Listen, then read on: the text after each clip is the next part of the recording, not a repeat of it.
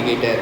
So lagging indicator உனக்கு என்ன பண்ணுது, உன்னுடைய ஹிஸ்டாரிக்கல் பர்ஃபார்மன்ஸ் ஓகேவா and changes in this indicator வந்து அப்சர்வபிள் ஒன்லி பை ட்ரெண்டாக மட்டும்தான் இங்கே நம்ம அப்சர்வ் பண்ண முடியும். உன்னுடைய பர்ஃபார்மன்ஸை பேஸ் பண்ணி பார்க்கறதுக்கு பேர் என்ன, லேகிங் இண்டிகேட்டர். இப்போ நீ நல்லா படிக்கிறியா இல்லையா, அப்போ கண்டினியூஸாக உன்னுடைய பர்ஃபார்மன்ஸ் பாஸ்ட் ட்ரெண்டை பேஸ் பண்ணி நீ நல்லா படிப்பியா மாட்டியா நான் ப்ரெடிக்ட் பண்ணோம் கரெக்டாக இல்லையா. ஸோ அது என்ன பண்ணுது, உங்களுக்கு லேகிங் இண்டிகேட்டரை கொடுக்குது. ஸோ இந்த வேரியபிள் வந்து என்ன பண்ணுவோம், ஆஃப்டர் த ரியல் அவுட்புட் சேஞ்சுக்கு அப்புறம் நடக்கும். லீடிங் எப்போ நடக்கும், பிஃபோரு. லேகிங் எப்போ நடக்கும், ஆஃப்டர். ஸோ லீடிங் இண்டிகேட்டர் வந்து சிக்னல் பண்ணோம், லேகிங் இண்டிகேட்டர் வந்து கன்ஃபார்ம் பண்ணோம். லீடிங் இண்டிகேட்டர் என்ன பண்ணோம், சிக்னல் பண்ணோம். லேகிங் இண்டிகேட்டர் என்ன பண்ணோம், கன்ஃபார்ம் பண்ணோம். ஓகேவா. லீடிங் இண்டிகேட்டருடைய சிக்னல் வந்து என்ன பண்ணும், லேகிங் இண்டிகேட்டரை கன்ஃபார்ம் பண்ணும். லேகிங் இண்டிகேட்டர் வந்து வச்சு என்ன பண்ண முடியும், அதை ஃப்ளக்சுவேஷன் ஆனதை மெஷர் பண்ண முடியும். ஸோ லேகிங் இண்டிகேட்டருக்கு example unemployment, corporate profit, labour cost, interest rate, consumer price index, commercial lending activity இதெல்லாம் சொல்கிறாங்க. கிளியரா. லாஸ்ட் டைப் ஆஃப் இண்டிகேட்டர் என்ன, coincident or concurrent indicator. Coincident or concurrent இண்டிகேட்டர்னா என்னென்னா சைமல்டேனியஸாக நடக்கும், சேஞ்ச் ஆகும்போதே நடக்கும். இது என்னது, ஒன்று சேஞ்ச் ஆகிறதுக்கு முன்னாடி நடக்கும், அதுக்கு பேர் என்ன, லீடிங் இண்டிகேட்டர். சேஞ்ச் ஆனதுக்கப்புறம் நடந்தால் லேகிங் இண்டிகேட்டர். சேஞ்ச் ஆகும்போதே நடந்தால் coincident or concurrent indicator. So இதெல்லாம் க்ளோஸ்லி வித் த சேஞ்சஸ் நடக்கும்போது என்ன ஆகும், உனக்கு இண்டிகேட் பண்ணும். இன் அதர் வேர்ட்ஸ் இந்த இண்டிகேட்டர் என்ன பண்ணும், உனக்கு information at the rate of change about the rate of change of expansion and contraction உனக்கு கொடுக்கும். More or less at the same point of time, எப்போ நடக்குதோ அதே பாயிண்ட் ஆஃப் டைமில் இது உனக்கு அந்த இன்ஃபர்மேஷனை கொடுத்துருக்கும். அப்படி கொடுத்தா அது என்ன indicator, concurrent or coincident indicator. So இதுக்கு எக்ஸாம்பிள் என்ன, GDP, industrial production, inflation, personal income, retail sales, financial market trend such as share market price அப்படின்னு சொல்லியிருக்காங்க. ஓகேவா, கிளியராப்பா. ஓகேவா, ரொம்ப ரொம்ப ஈஸி சாப்டர் சரியா. ஸோ பிஸ்னஸ் சைக்கிளுடைய ஃபீச்சர்ஸ் என்னென்ன அப்படின்னா, பிஸ்னஸ் சைக்கிள்ஸ் உனக்கு எப்படி இருக்கும், பீரியாடிக்கலாக நடக்கும். அது வந்து சேம் ரெகுலாரிட்டியாக உனக்கு எப்பவுமே எக்ஸிபிட் பண்ணாது. இதனுடைய டியூரேஷன் கண்டிப்பாக என்ன ஆகும், வேரி ஆகும். இன்டென்சிட்டியும் எப்படி இருக்கும், உனக்கு இன்டென்சிட்டி ஆஃப் ஃப்ளக்சுவேஷனும் உனக்கு வேரி ஆகும். அண்ட் பிஸ்னஸ் சைக்கிளில் டிஸ்டிங்க்டிவ் ஃபேஸஸ் வந்து இருக்குது, expansion, peak, contraction and through. Next இந்த ஃபேஸஸ் வந்து உனக்கு டிஸ்பிளே பண்ணுது. எது டிஸ்பிளே பண்ணுதுன்னா ஸ்மூத்னஸ் அண்ட் ரெகுலாரிட்டியை டிஸ்பிளே பண்ணுது. இந்த லென்த் ஆஃப் ஈச் சைக்கிளும் இங்கே என்ன கிடையாது, டெஃபினட் வந்து கிடையாது. நெக்ஸ்ட் இந்த பிஸ்னஸ் சைக்கிள் ஃப்ரீ மார்க்கெட் எக்கனாமிக்ஸில் ஒரிஜினேட் ஆகுது. அண்ட் அது வந்து எப்படி இருக்குன்னா பர்வேசிவாக இருக்கும். ஓகேவா. Next disturbances one or more sectors வந்து ஈஸிலி இன்னொரு செக்டாருக்கு டிரான்ஸ்மிட் ஆகிறதுக்கான சான்சஸ் வந்து இருக்குது. ஸோ எல்லா செக்டாரும் அட்வர்ஸாக அஃபெக்ட் ஆனாலும் சில sectors that is capital goods industry, durable consumer goods அதெல்லாம் வந்து லைட்டாக தான் அஃபெக்ட் ஆகிருக்கும். டிஸ்ப்ரொபோர்ஷனேட்லி எப்படி அஃபெக்ட் ஆகிருக்குன்னு சொல்ல முடியாது. அந்த ப்ரொபோர்ஷனேட் அஃபெக்ட் ஆகிற அவசியம் கிடையாது. அண்ட் அக்ரிகல்ச்சர் செக்டார், இண்டஸ்ட்ரியல் செக்டார்லாம் ரொம்ப அட்வர்ஸாக ஆகிடும், ரொம்ப பேடாக அஃபெக்ட் ஆகிடும். அண்ட் பிஸ்னஸ் வந்து எக்ஸிடிங் த காம்ப்ளெக்ஸ் ஃபினாமினா போகும்போது அப்போ ஒரு யூனிஃபார்ம் கேரக்டரிஸ்டிக் வந்து அதுக்குள்ளே நடக்காது. இது வந்து வேரியஸ் ஃபேக்டர்ஸ்னால இருக்கலாம். தெர்ஃபோர் இது வந்து அக்யூரேட் ப்ரெடிக்ஷன் நம்ம மெஷர் பண்ணுறது ரொம்ப difficult. Next repercussion of business cycle வந்து சைமல்டேனியஸ்லி நடக்கும். எல்லா எக்கனாமிக் வேரியபிளும் மாறும்போது அப்போ உனக்கு பிஸ்னஸ் சைக்கிள் அஃபெக்ட் ஆகுது தெரியும். பிஸ்னஸ் சைக்கிள் எப்படி இருக்குன்னா contagious and international in character. ஒரு கண்ட்ரியிலேருந்து இன்னொரு கண்ட்ரிக்கு ஸ்ப்ரெட் ஆகிறதுக்குமே சான்சஸ் இருக்குது. For example great depression of USA 1930 வந்து பிரிட்டன் என்ன பண்ணிச்சு, அஃபெக்ட் பண்ணிச்சு. ஸோ பிஸ்னஸ் சைக்கிள் வந்து சீரியஸ் கான்சிக்வன்சஸ் வந்து எனக்கு வச்சுருக்கோம் அப்படின்னு சொல்கிறாங்க. சுப்ரஜா வரலையாமா.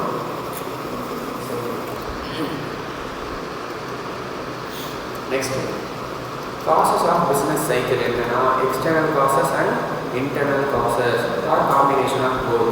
2001 ரெசெஷன் வந்து வந்திருக்கு. அதை வந்து ரிசீவ் பண்ணி உனக்கு மறுபடியும் அதை வச்சு தான் இருக்க மறுபடியும் உனக்கு 2007 இன்னொரு ரெசெஷன் வந்து ஃபாலோ ஆகிருக்கு. அது வந்து அன்பிரிட்டன்ட் அப்படின்னு சொல்கிறாங்க. ஸோ இது ரெசெஷனுக்கு என்ன, internal cost and external cost.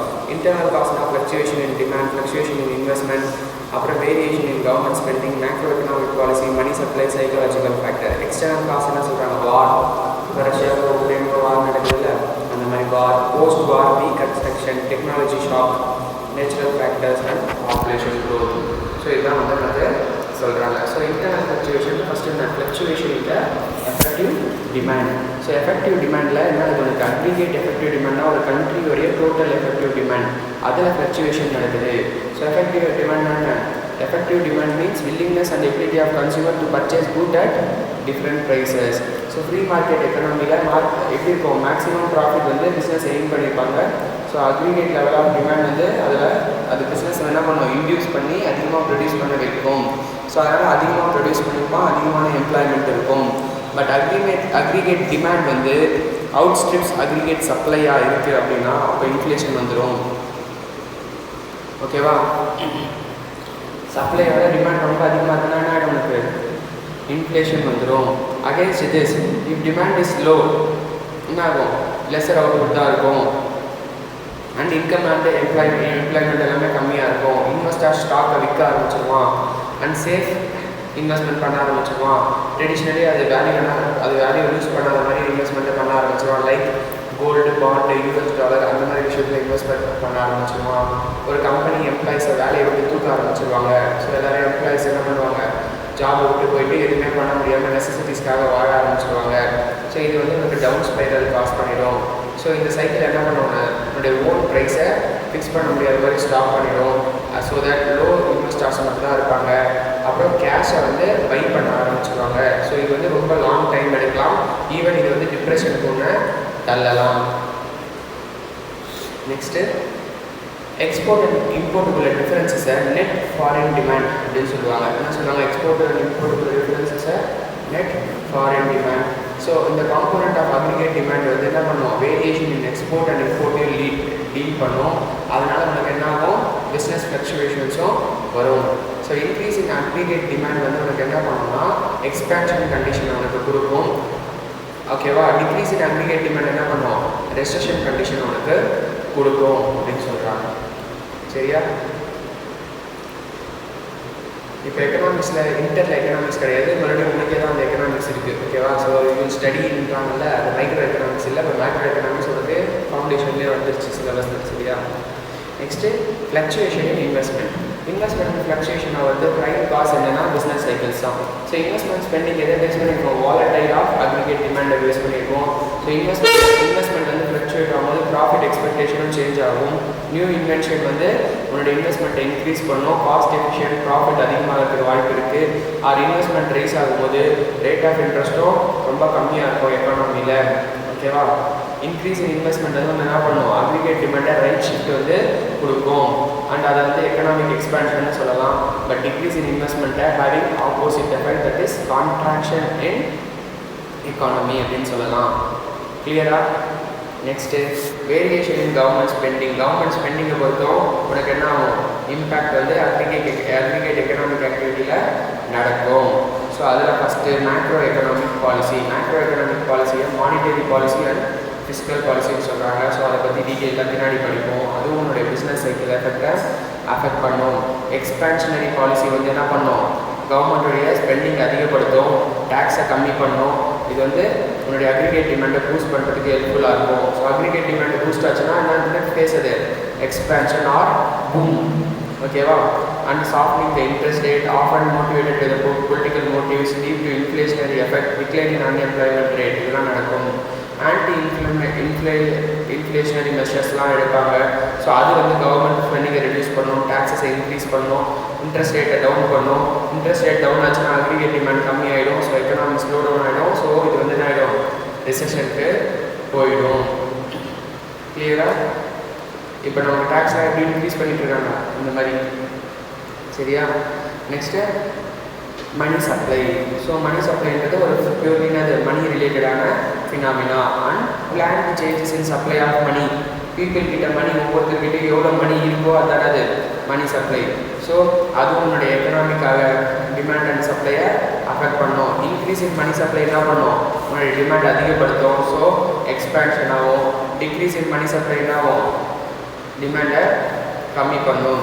And increase in credit and money என்ன பண்ணும், செட் ஆஃப் த இன்ஃப்ளேஷன் இந்த எக்கானமி. கேபிட்டல் வந்து என்னது, ஈஸியாக available. And consumers and businesses வந்து பாரோவர் லோவர் ரேட் பண்ணுவாங்க. இது வந்து உனக்கு அதிகமான டிமாண்டை க்ரியேட் கிரியேட் பண்ணும். அந்த other hand decrease in money supply வந்து என்ன பண்ணும், ரிவர்ஸ் ப்ராசஸ் பண்ணி ரெசிஷனுக்கு கொண்டு போயிடும். கிளியரா? ஓகேவா? புரியுதா? இன்க்ரீஸ் இன் மணி சப்ளை என்ன பண்ணும், எக்ஸ்பேண்ட் பண்ணும். டிக்ரீஸ் இன் மணி சப்ளை என்ன பண்ணும், கான்ட்ராக்ட் பண்ணும். சரியா? இங்கே எல்லாமே அதுதான் பார்த்துட்டு இருக்கோம். எது எக்ஸ்பேண்ட் பண்ணும், எது கான்ட்ராக்ட் பண்ணும் டிஃப்ரெண்ட் சுச்சுவேஷனில். உனக்கு இதுதான் கொஸ்டினில் கேட்பான். சரியா?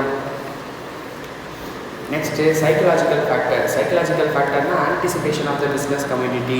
அது வந்து எப்படி இருக்கலாம், ஆப்டிமிசம் ஆர் பெசிமிசமாக இருக்கலாம். இப்போ பிஸ்னஸ் வந்து சைக்கலாஜிக்கல் ஸ்டேட் ஆஃப் மைண்ட் கரெக்டாக இல்லையா, ஒரு பிஸ்னஸ் மேனுடைய மைண்டு பொறுத்து தான். நம்ம ஃபியூச்சர் மார்க்கெட்டை பற்றி ஆப்டிமிஸ்டிக்காக இருந்தானா இப்போ நிறைய இன்வெஸ்ட்மெண்ட் பண்ணுவான். இப்போ நிறைய இன்வெஸ்ட்மெண்ட் பண்ணுறான்னா எக்ஸ்பேன்ஷன் ஃபேஸ் குறையும், அதிகமாகும். பட் இதுவே ஆப்போசிட், அவன் பெசிமிஸ்டிக்காக இருக்கானா அவன் வந்து இன்வெஸ்ட்மெண்ட்டை ரெடியூஸ் பண்ணிவிடுவான், எம்ப்ளாய்மெண்ட் கம்மியாகிடும், இன்கம் கம்மியாகிடும், கன்சம்ஷன் கம்மியாகிடும் அண்ட் உனக்கு கான்ட்ராக்ஷன் வரும். ஸோ ட்ரேட் சைக்கிள் எப்படி இருக்கும் அப்படின்னா உனக்கு result of innovation and system from time to time படி சேஞ்ச் ஆகும். ஸோ இது வந்து நிக்கோலஸ் கல்டோர் வந்து சொல்கிறான். பிஸ்னஸ் சைக்கிள் வந்து result from present prices and substantially influences the production at the future date அப்படின்னு சொல்கிறான். And present fluctuation in price வந்து become responsible for the fluctuation in output of the subsequent period. Subsequent of future period. ஓகேவா? இதெல்லாம் என்ன causes, என்ன causes இதெல்லாம் internal causes. Next external causes அப்படின்னது, எக்ஸ்டர்னல் காசஸும் ஒன்று ரூம் ஆர் பர்ஸ் சுச்சுவேஷனுக்கு கொண்டு வந்துடும். வார், வெப்பன், ஆர்ம்ஸ் இதெல்லாம் இன்க்ரீஸ் ஆகும்போது ரிசோர்ஸ் ஆஃப் த கண்ட்ரி வந்து ப்ரொடக்ஷன்லேருந்து டைவெர்ட் ஆகிடுது. ஸோ இதெல்லாம் உனக்கு கேபிட்டல் குட்ஸ், கன்சூமர் குட்ஸை அஃபெக்ட் பண்ணும். ஸோ ஃபாலிங் ப்ரொடக்ஷன் வந்து என்ன பண்ணும், இன்கம், ப்ராஃபிட், எம்ப்ளாய்மெண்ட்டை குறைக்கும். ஸோ அது வந்து கான்ட்ராக்ஷன் ஆகிடும். ஸோ இது வந்து உன்னுடைய டவுன் டர்னுக்கு ட்ரிகர் ஆகிடும் வார் பண்ணும்போது. சரியா?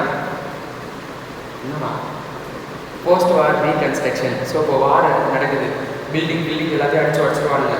அப்போ அடித்து உடச்சோன்னா அதை நான் ரீகன்ஸ்ட்ரக்ட் பண்ணணும், பிரிட்ஜை ரீகன்ஸ்ட்ரக்ட் பண்ணணும். அப்போ நான் தேவையான ப்ராடக்ட் ப்ரொடியூஸ் பண்ணுறதுக்கு பதில் இருக்கிற லாஸ் என்ன பண்ணுவேன், ரீகன்ஸ்ட்ரக்ஷனுக்கு செலவு பண்ணுவேன். ஸோ அப்படி ரீகன்ஸ்ட்ரக்ஷனுக்கு செலவு பண்ணும்போது எஃபெக்டிவ் டிமாண்ட் கம்மியாகிடுதா இல்லையா, கம்மியாகிடுது. ஸோ அதுவும் உனக்கு என்ன பண்ணும், கான்ட்ராக்ஷனுக்கு லீட் பண்ணும். அண்ட் டெக்னாலஜிக்கல் ஷாக், டெக்னாலஜி அப்படியே அவுடேட் ஆகிடும் அண்ட் ஹியூஜ் இன்வெஸ்ட்மெண்ட் தேவைப்படும். ஓகேவா? ஸோ ஹியூஜ் இன்வெஸ்ட்மெண்ட் இருக்கும்போது எக்ஸ்பேன்ஷன் உனக்கு வரும். ஓகேவா? பட் இன்வெஸ்ட்மெண்ட் கம்மியாகும் போது எக்ஸ்பேன்ஷன் ஆகும், கான்ட்ராக்ஷனாக மாறிடும். அண்ட் நேச்சுரல் ஃபேக்டர்ஸ் என்னென்னா வெதர் சைக்கிள்ஸ், புயல், ஃப்ளட்டு அந்த மாதிரிலாம் வருது. அதெல்லாம் நம்மளுடைய அவுட்புட் என்ன பண்ணும், பேடாக அஃபெக்ட் பண்ணும். ஸோ அக்ரிகல்ச்சர் அவுட்புட் அஃபெக்ட் ஆகும். ஸோ டிமாண்ட் ஃபார் இண்டஸ்ட்ரியல் ஃபுட்ஸும் அங்கே குறைஞ்சிடும். So reduced production of food products வந்து உனக்கு ப்ரைஸஸை வந்து அதிகப்படுத்தும். அண்ட் ரெடியூஸ்டு இன்கம் அவைலபிள் தான் இருக்கும். பீப்புள் கிட்ட இண்டஸ்ட்ரியல் குட்ஸ் வாங்குறதுக்கே காசு இருக்காது, அக்ரிகல்ச்சர் குட்ஸ் வாங்குறதுக்கே காசு வந்து சரியாக இருக்கும். ஸோ இண்டஸ்ட்ரியல் குட்ஸுக்கான டிமாண்டு கம்மியாகிடும். ஸோ இங்கே இண்டஸ்ட்ரியல் ரெசிஷன் வரதுக்கு சான்சஸ் இருக்குது. ஓகேவா? Next population growth. Higher the population rate of growth higher ஆகும்போது lesser will be the savings. ஓகேவா? சேவிங்ஸ் கம்மியாக இருக்கும்போது இன்வெஸ்ட்மெண்ட் கம்மியாகிடும். அண்ட் இன்கம் அண்ட் எம்ப்ளாய்மெண்ட்டும் ரொம்ப லெஸ்ஸாக இருக்கும். So lesser employment and income வந்து எஃபெக்டிவ் டிமாண்டை கம்மி பண்ணிடும். அது எக்கனாமிக் ஆக்டிவிட்டியை ஸ்லோ டவுன் பண்ணிடும். கிளியரா? நெக்ஸ்ட்டு எக்கனாமிக்ஸ் அப்படிங்கிறது interconnected through trade. So therefore bilateral trade, ரெண்டு கண்ட்ரிக்குள்ளே இருக்கிற அக்ரிமெண்ட், பிஸ்னஸ் ஃப்ளக்சுவேஷன் அதுவுமே ஈஸிலி வந்து என்ன ஆகிடும், இன்னொரு கண்ட்ரியை இன்னொரு இடத்துக்கு ஈஸியாக ட்ரான்ஸ்லேட் ஆகிடும். So changes in law, taxes, trade regulation, government expenditure, transfer of capital, production to other countries, shift in taste and preferences of the consumer, அதுவே உங்களுடைய எக்கனாமி என்ன பண்ணும், டிஸ்ட்ரக்ட் பண்ணும். கிளியரா? எல்லாரும் மொபைல் ஃபோன் வாங்க ஆரம்பிச்சிட்டாங்க. அப்போ எக்கனாமி அதுக்கேற்ற மாதிரி ஏறி இருக்கா இல்லையா? அதுதான். ஸோ லாஸ்ட் டாபிக்கா relevance of business cycle in business decision making. So உங்களுடைய பிஸ்னஸ் சைக்கிள் என்ன பண்ணுது, உங்களுடைய எக்கனாமியை அஃபெக்ட் பண்ணுது. ஸோ பிஸ்னஸ் சைக்கிளை அண்டர்ஸ்டாண்ட் பண்ணிக்கிறது one of the important factor. So business cycle வந்து என்ன பண்ணுது, உங்களுடைய டிமாண்டை அஃபெக்ட் பண்ணுது. ஸோ அது வந்து உங்களுடைய ப்ராஃபிட்டை வந்து என்ன பண்ணுது, அஃபெக்ட் பண்ணுது. ஆனால் அல்டிமேட்லி உங்களுடைய பிஸ்னஸ் சக்ஸஸ்ஃபுல்லாக இல்லையான்றது தெரிஞ்சுக்கிறதுக்கு ஹெல்ப்ஃபுல்லாக இருக்குது. ஸோ பிஸ்னஸ் சைக்கிளை பற்றி தெரிஞ்சுக்கிறதுக்கு ஒரு பிஸ்னஸ் மேன் வந்து அதுக்கான அப்ராப்ரியேட் தெரிஞ்சுட்டு தான் அதுக்கான அப்ராப்ரியேட் பாலிசியை ஃப்ரேம் பண்ண முடியும். ஸோ எப்போ இன்வெஸ்ட் பண்ணலாம், எப்போ ஆப்பர்ச்சுனிட்டி கிடைக்கும், எப்போ எம்ப்ளாய்மெண்ட்டு, இந்த மாதிரி விஷயத்த அவனால் டிஸ்கஸ் பண்ண முடியும். In contrast period of recession and or depression வந்து உனக்கு என்ன ஆகுது, ரெடியூஸ் ஆகுது அப்படின்னா பிஸ்னஸ் ஆப்பர்ச்சுனிட்டிஸ்னால் உனக்கு இன்க்ரீஸ் ஆகும். ஓகே, ப்ராஃபிட் மேக்ஸிமைசிங் அவன் கன்சிடர் பண்ணுவான், எக்கனாமிக் என்விரான்மெண்ட்டுக்கு ஏற்ற மாதிரி பிஸ்னஸ் டெசிஷன்ஸை எடுப்பான், ஃபார்வர்ட் பிளானிங் பண்ணுவான். சரியா? நெக்ஸ்ட்டு பிஸ்னஸ் சைக்கிள்ஸ்க்கு ட்ரெமெண்டஸ் இன்ஃப்ளூயன்ஸ் இருக்குது பிஸ்னஸ் டெசிஷனில். So stages of business cycle வந்து ரொம்ப ரொம்ப க்ரூஷியல் இந்த மேனேஜரியல் டெசிஷன் எடுக்கும்போது. ஏன்னா regarding expansion or down sizing business வந்து அட்வான்டேஜஸ்லி என்ன பண்ணணும், அதுக்கேற்ற மாதிரி ப்ரொடக்ஷன் லெவலை ரெஸ்பாண்ட் பண்ணணும். ஸோ டிஃப்ரெண்ட் ஃபேஸஸ் வந்து ஃப்ளக்சுவேட்டிங் லெவல் ஆஃப் இன்புட்டை கொடுக்கும் and especially labour input. So அதுக்கேற்ற மாதிரி அவனுடைய capability to expand or rationalise the production வந்து அவன் பிஸ்னஸ் சைக்கிளுக்கு எது சூட் ஆகுமோ அதுக்கேற்ற மாதிரி சூஸ் பண்ணிக்கணும். அண்ட் பிஸ்னஸ் மேனேஜர் எஃபெக்டிவாக ஒர்க் பண்ணி ஸ்ட்ராட்டஜிக் டெசிஷன்ஸை வந்து காம்ப்ளெக்ஸ் டைமில் எடுத்து ஹோல் பிஸ்னஸ் சைக்கிளில் இருந்தும் பூமை டவுன் டர்ன் ப்ரெசிஷன் அண்ட் ரெக்கவரியை பண்ண முடியும். கிளியராக? அண்ட் எக்கனாமிக் வைட் ட்ரெண்ட் வந்து உனக்கு சிக்னிஃபிகண்ட் இம்பேக்ட் எல்லா டைப் ஆஃப் பிஸ்னஸ்லேயும் இருக்கும். பட் நம்ம பிஸ்னஸ் சைக்கிள் வந்து நம்ம மைண்டில் வச்சுட்டு அதனால் உனக்கு எல்லா செக்டார்ஸையும் யூனிஃபார்மாக என்ன பண்ணாது, கண்டிப்பாக அஃபெக்ட் பண்ணாது. சில பிஸ்னஸ் சைக்கிள் வந்து சில பிஸ்னஸஸ் ரொம்ப வல்னரபிளாக அஃபெக்ட் ஆகலாம், பட் சில பிஸ்னஸஸ் ரொம்ப கம்மியாக அஃபெக்ட் ஆகலாம். ஸோ பிஸ்னஸ் ஃபார்ச்சூனாக இருக்கிறது closely related to rate of economic growth cyclical பிஸ்னஸ்னு சொல்ல முடியும். So fashion retailers, electrical goods, house builder, restaurant, advertising, oversea tour operator, construction, infrastructure firm அதுக்கு எக்ஸாம்பிள் சொல்கிறாங்க. ஸோ பூம் சுச்சுவேஷனில் பிஸ்னஸஸ் வந்து என்ன பண்ணுவாங்க, ஸ்ட்ராங் டிமாண்டை ஃபேஸ் பண்ணுவாங்க அவங்க ப்ராடக்ட்டுக்கு. ஓகேவா? பட் டியூரிங் எ ஸ்லம் அதே மாதிரி ஷார்ட் ட்ராப் இன் டிமாண்ட் அவங்களுக்கு இருக்கும். கிளியராக? நெக்ஸ்ட்டு இது வந்து சம் பிஸ்னஸ் ஆக்சுவலி பெனிஃபிட் ஆகிடும் இந்த டவுன் டர்னால. ஸோ இது வந்து due to product or received by the customers representing good value for money, cheap alternative expensive ப்ராடக்ட்னு சொல்லி அதை வாங்க ஆரம்பிச்சிருவாங்க. நெக்ஸ்ட்டு இதை எப்படி டவுன் டர்ன் ஓவர் கம் பண்ணுறது அப்படின்னா தான் one of the major challenge for the business.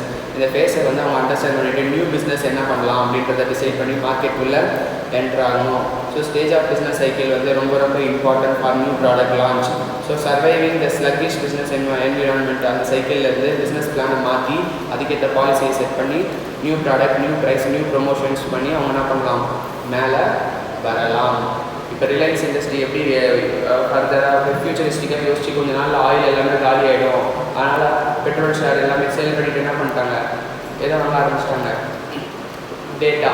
ஃப்யூச்சரில் என்ன டேட்டா தான். ஸோ அந்த டேட்டாவை என்ன பண்ணுவாங்க சொன்னாங்க, வாங்க ஆரம்பிச்சிட்டாங்க. கரெக்டாக இல்லையா?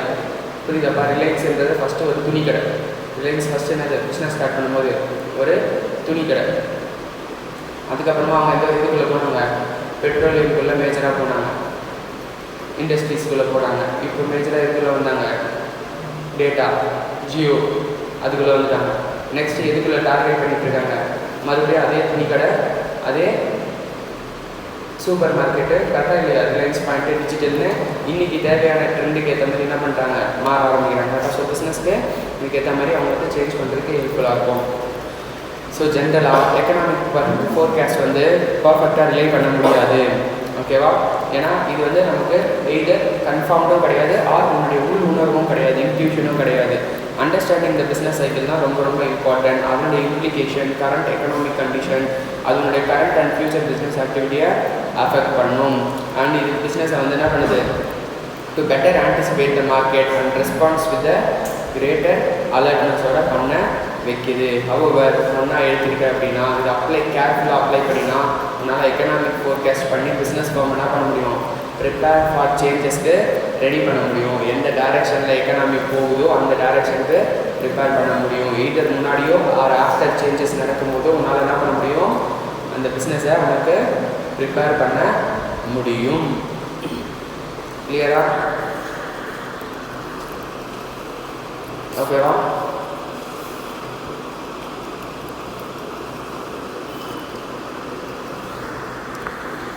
இது என்ன பண்ணிட்டு இருக்கு, பிஸ்னஸ் சைக்கிள் முடியுது.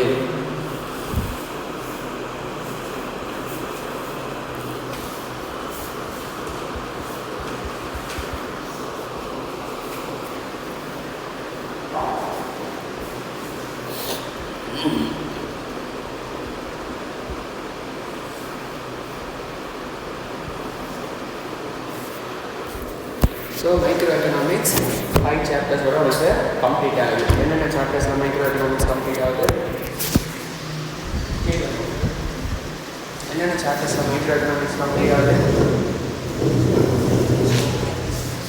First nature of economics, next demand and supply, next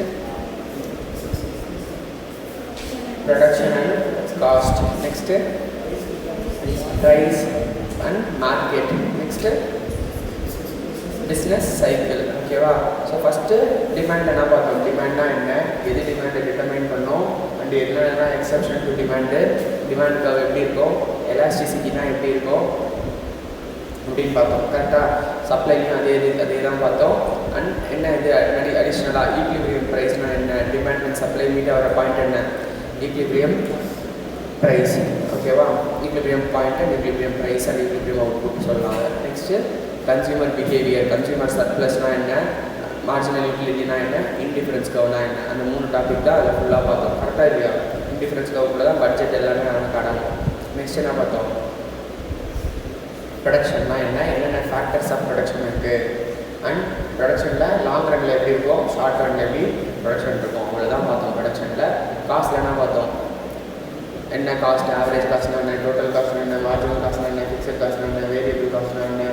okay, cost எப்படி நம்ம மினிமமாக வச்சுக்கணும், ஷார்ட் ரனில் காஸ்ட் எப்படி இருக்கும், லாங் ரனில் காஸ்ட் எப்படி இருக்கும், எவ்வளோ காஸ்ட் மினிமமாக வச்சுக்கிட்டா மேக்ஸிமம் அவுட்புட் ப்ரொடியூஸ் பண்ண முடியும். ஓகேவா? Next price. ஓகேவா? ஸோ என்ன பண்ண, ஃபஸ்ட்டு டிமாண்டை தெரிஞ்சுக்கிட்டேன், சப்ளை எவ்வளோ பண்ண முடியும்னு தெரிஞ்சுக்கிட்டேன், எவ்வளோ ப்ரொடியூஸ் பண்ண முடியும்னு தெரிஞ்சுக்கிட்டேன். நெக்ஸ்ட் என்ன பண்ணுறேன், எவ்வளோ ப்ரைஸ் ஃபிக்ஸ் பண்ணலாம் மார்க்கெட்டில், ஸோ தட் என்னால் என் ப்ராடக்ட் என்ன பண்ண முடியும், ரீச் பண்ண முடியும், என்னென்ன டைப்ஸ் ஆஃப் மார்க்கெட் இருக்குது அப்படிங்கிறத பார்த்தோம். கரெக்டாக? நெக்ஸ்ட் என்ன, டிஃப்ரெண்ட் டைப்ஸ் ஆஃப் மார்க்கெட் எல்லாத்தையும் பார்த்தோம். லாஸ்ட் என்ன, பிஸ்னஸ் சைக்கிள். ஓகேவா? ஸோ பிஸ்னஸ் சைக்கிள் எப்படி இருக்கும், அண்ட் அந்த ஃப்ளக்சுவேஷன்ஸ் எப்படி இருக்கும், எக்ஸ்பேன்ஷன் கான்ட்ராக்ஷன்னா என்ன, அண்ட் டிப்ரெஷன் அண்ட் பீக்னா என்ன. ஸோ இது என்னென்ன சுச்சுவேஷனுக்கு எப்படிலாம் உனக்கு வரும் அப்படின்னு சொல்லி பார்த்தோம். கரெக்டாக இல்லையா? புரியுதா? ஸோ இவ்வளோ தான் பார்த்துருக்கோம் மைக்ரோ எக்கனாமிக்ஸில். ஓகேவா? இதுக்கப்புறம் நீ பார்க்க போகிறது தான் உனக்கு ஹைலி இம்பார்ட்டன்ட் மைக்ரோ எக்கனாமிக்ஸ். ஓகேவா? ஏன்னா இதுக்கு முன்னாடி நான் கூட ஸ்கூலில் படிச்சிருக்கேன், மேக்ரோ கூட படிச்சிருக்கேன், ஸ்கூலில் படிச்சிருக்கேன். ஆனால் என்ன நடத்திருப்பாங்கன்னு நமக்கு தெரியாது. கரெக்டாக இல்லையா? ஸோ இது நீ அண்டர்ஸ்டாண்ட் பண்ணிக்கிறது ரொம்ப ரொம்ப இம்பார்ட்டன்ட். அண்டர்ஸ்டாண்ட் பண்ணனா போர் அடிக்கும், தூக்கம் வரும், கடுப்பாக இருக்கும், எல்லாமே நடக்கும். சரியா? ஸோ கொஞ்சம் நல்லா கான்சன்ட்ரேட் பண்ணி அண்டர்ஸ்டாண்ட் பண்ணிக்க ட்ரை பண்ணு. சரியா? ஃபஸ்ட்டே காஷன் கொடுத்தாரு.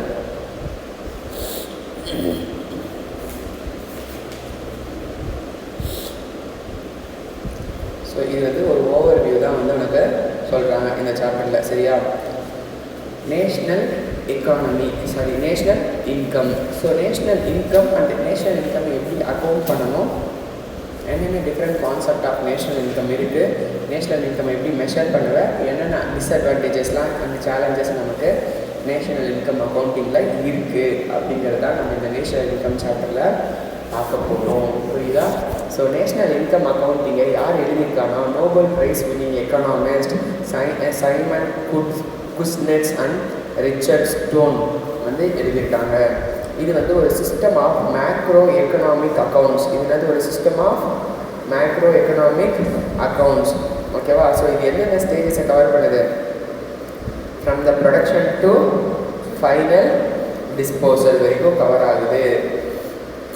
ஓகேவா? Next like any other accounting system, national income அக்கௌண்ட்ஸை ஃபஸ்ட்டு கான்செப்ட்ஸை யூஸ் பண்ணி தான் டிஃபைன் பண்ணணும். அண்ட் அதுக்கான மெஷர்ஸை வந்து நம்ம இங்கே கரஸ்பாண்ட் பண்ணணும். அண்ட் நேஷ்னல் அக்கௌண்ட்ஸ் நமக்கு என்ன பண்ணுதுன்னா நமக்கு வேரியஸ் டிரான்சாக்ஷன்ஸை அண்டர்ஸ்டாண்ட் பண்ணிக்கிறதுக்கு ஹெல்ப் பண்ணுது. ஸ்டேஜஸ் ஆஃப் ப்ரொடக்ஷன்லேருந்து stages to the final disposal வரைக்கும் எதெல்லாம் இன்டர் ரிலேட் ஆகிருக்குன்னு ஒரு எக்கனாமிக் ஒரு ஐடியாவை கொடுக்குது. ஸோ அது என்ன பண்ணுது, needs of government, private and policy maker and decision மேக்கருடைய ஹெல்ப் என்ன பண்ணுது, அவங்களுக்கு அவங்களுடைய ரெக்வயர்ட் நீட்ஸை மீட் பண்ணுறதுக்கு ஹெல்ப் பண்ணுது. ஓகேவா?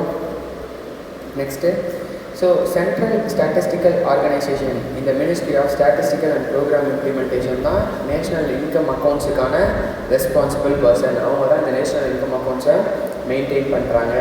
அண்ட் ஸ்டேட் லெவலில் பார்த்தீங்கன்னா state directorate of economics and statistics வந்து responsible for making the state domestic product and other aggregates. புரியுதா? இது கூட கொஸ்டின் கேட்குறோம். சரியா? நெக்ஸ்ட்டு நேஷ்னல் இன்கம் எஸ்டிமேட்டோடைய யூஸ்ஃபுல்னஸ் அண்ட் சிக்னிஃபிகன்ஸ் என்ன அப்படின்னா, ஸோ பிஸ்னஸை வந்து ஃப்யூச்சர் டிமாண்டை ஃபோர்காஸ்ட் பண்ணுறதுக்கு ஹெல்ப்ஃபுல்லாக இருக்குது. அண்ட் நேஷ்னல் இன்கம் நீ எஸ்டிமேட் பண்ணுறதுனால நேஷ்னல் இன்கம் டிஃப்ரெண்ட் செக்டார்லேருந்து எவ்வளோ வரப்போகுது அண்ட் பீரியாடிக்கல் வேரியேஷன்ஸ் அதில் என்னென்ன அண்ட் ப்ராட் செக்டர் ஷிஃப்ட் எக்கனாமியில் எப்படி ஓவர் த டைம் நடக்க போகுதுன்றது தெரிஞ்சுக்கிறது உனக்கு ஹெல்ப்ஃபுல்லாக இருக்குது. அண்ட் இந்த செக்டோரியல் கான்ட்ரிபியூஷன் வந்து நேஷனல் இன்கம் இன்ஃபர்மேஷன் வந்து கவர்மெண்ட் யூஸ் பண்ணி எந்த செக்டாரில் நம்ம இந்த பாலிசியை டெவலப் பண்ணலாம், எந்த செக்டாரில் க்ரோத் ரேட் இன்க்ரீஸ் ஆகுதுன்றதை பார்க்கறதுக்கு ஹெல்ப்ஃபுல்லாக இருக்குது. அண்ட் நேஷனல் இன்கம் ஸ்டாட்டிஸ்டிக்ஸ் வந்து ஒரு குவான்டிடேட்டிவ் பேசிஸ், குவான்டிட்டினா எவ்வளோ நம்பர் பேசிஸில் கொடுக்குது. அது ஒரு மாடல் அனாலிசிஸ் அண்ட் இது என்ன பண்ணுது, அசஸ் பண்ணுறதுக்கு ஹெல்ப்ஃபுல்லாக இருக்குது. அண்ட் எக்கனாமிக் பாலிசியை சூஸ் பண்ணுறதுக்கும் ஆப்ஜெக்டிவை செட் பண்ணுறதுக்கும் ஹெல்ப்ஃபுல்லாக இருக்குது. அண்ட் நேஷ்னல் இன்கம் எஸ்டிமேட் வந்து உனக்கு இன்கம் டிஸ்ட்ரிபியூஷனுக்கு ஒரு லைட்டாக வந்து ஆட் பண்ணுது. அண்ட் பாசிபிள் இன்இக்வாலிட்டி இந்த டிஸ்ட்ரிபியூஷனை உனக்கு கண்டுபிடிக்கிறதுக்கு ஹெல்ப்ஃபுல்லாக இருக்குது. அண்ட் இதனுடைய ப்ராசஸ் வந்து structural statistics and ratio of investment to growth, tax proceeds and fiscal deficit and government expenditure இதெல்லாம் பண்ணுது. அண்ட் இன்டர்நேஷ்னல் கம்பேரிசன் வந்து பார்த்தீங்கன்னா லிவிங் ஸ்டாண்டர்ட்ஸ், அப்புறம் வந்து eligibility for loan, fund, conditions of loan அதெல்லாம் உனக்கு கொடுக்குறதுக்கு ஹெல்ப்ஃபுல்லாக இருக்குது. And combined financial and monetary data, national income data வந்து உனக்கு பாலிசி மேக் பண்ணுறதுக்கு க்ரோத் அண்ட் இன்ஃப்ளேஷனுக்கு ஏற்ற மாதிரி ஹெல்ப்ஃபுல்லாக இருக்குது. கிளியரா? ஓகேவா? ஸோ நெக்ஸ்ட்டு என்னென்ன டிஃப்ரெண்ட் கான்செப்ட்ஸ் வந்து நமக்கு நேஷனல் இன்கமில் இருக்குது அப்படின்னு பார்த்தீங்கன்னா, கிராஸ் டொமஸ்டிக் ப்ராடக்ட் அதெல்லாம் சொல்லுவாங்க, ஜிடிபி அப்படின்னு சொல்லுவாங்க. ப்ரொடக்ஷன் சைடில் இருந்து பார்த்தீங்கன்னா என்னது, எக்கனாமி என்ன பண்ணுது, இன்புட்டை அவுட்புட்டாக மாற்றுறதுக்கு பேர் என்னது, ஜிடிபி. ஓகேவா? எக்கனாமி சைடில் இருந்து நான் இவ்வளோ இன்புட் போடுறேன்னா அது எவ்வளோ அவுட்புட்டாக வருது அப்படின்னு பார்க்குறதுக்கு பேர் என்னது, ஜிடிபி. இன்புட் என்ன நமக்கு, லேபர் கேபிட்டல், கரெக்டாக? அண்ட் அவனுக்கு நம்ம என்ன பண்ணுவோம், காசு கொடுப்போம். என்ன காசு கொடுப்போம், வேஜஸ், இன்ட்ரெஸ்ட் அதெல்லாம் சொல்கிறாங்க, ஃபேக்டர் பேமெண்ட்ஸ்ன்னு சொல்கிறாங்க. ஓகேவா?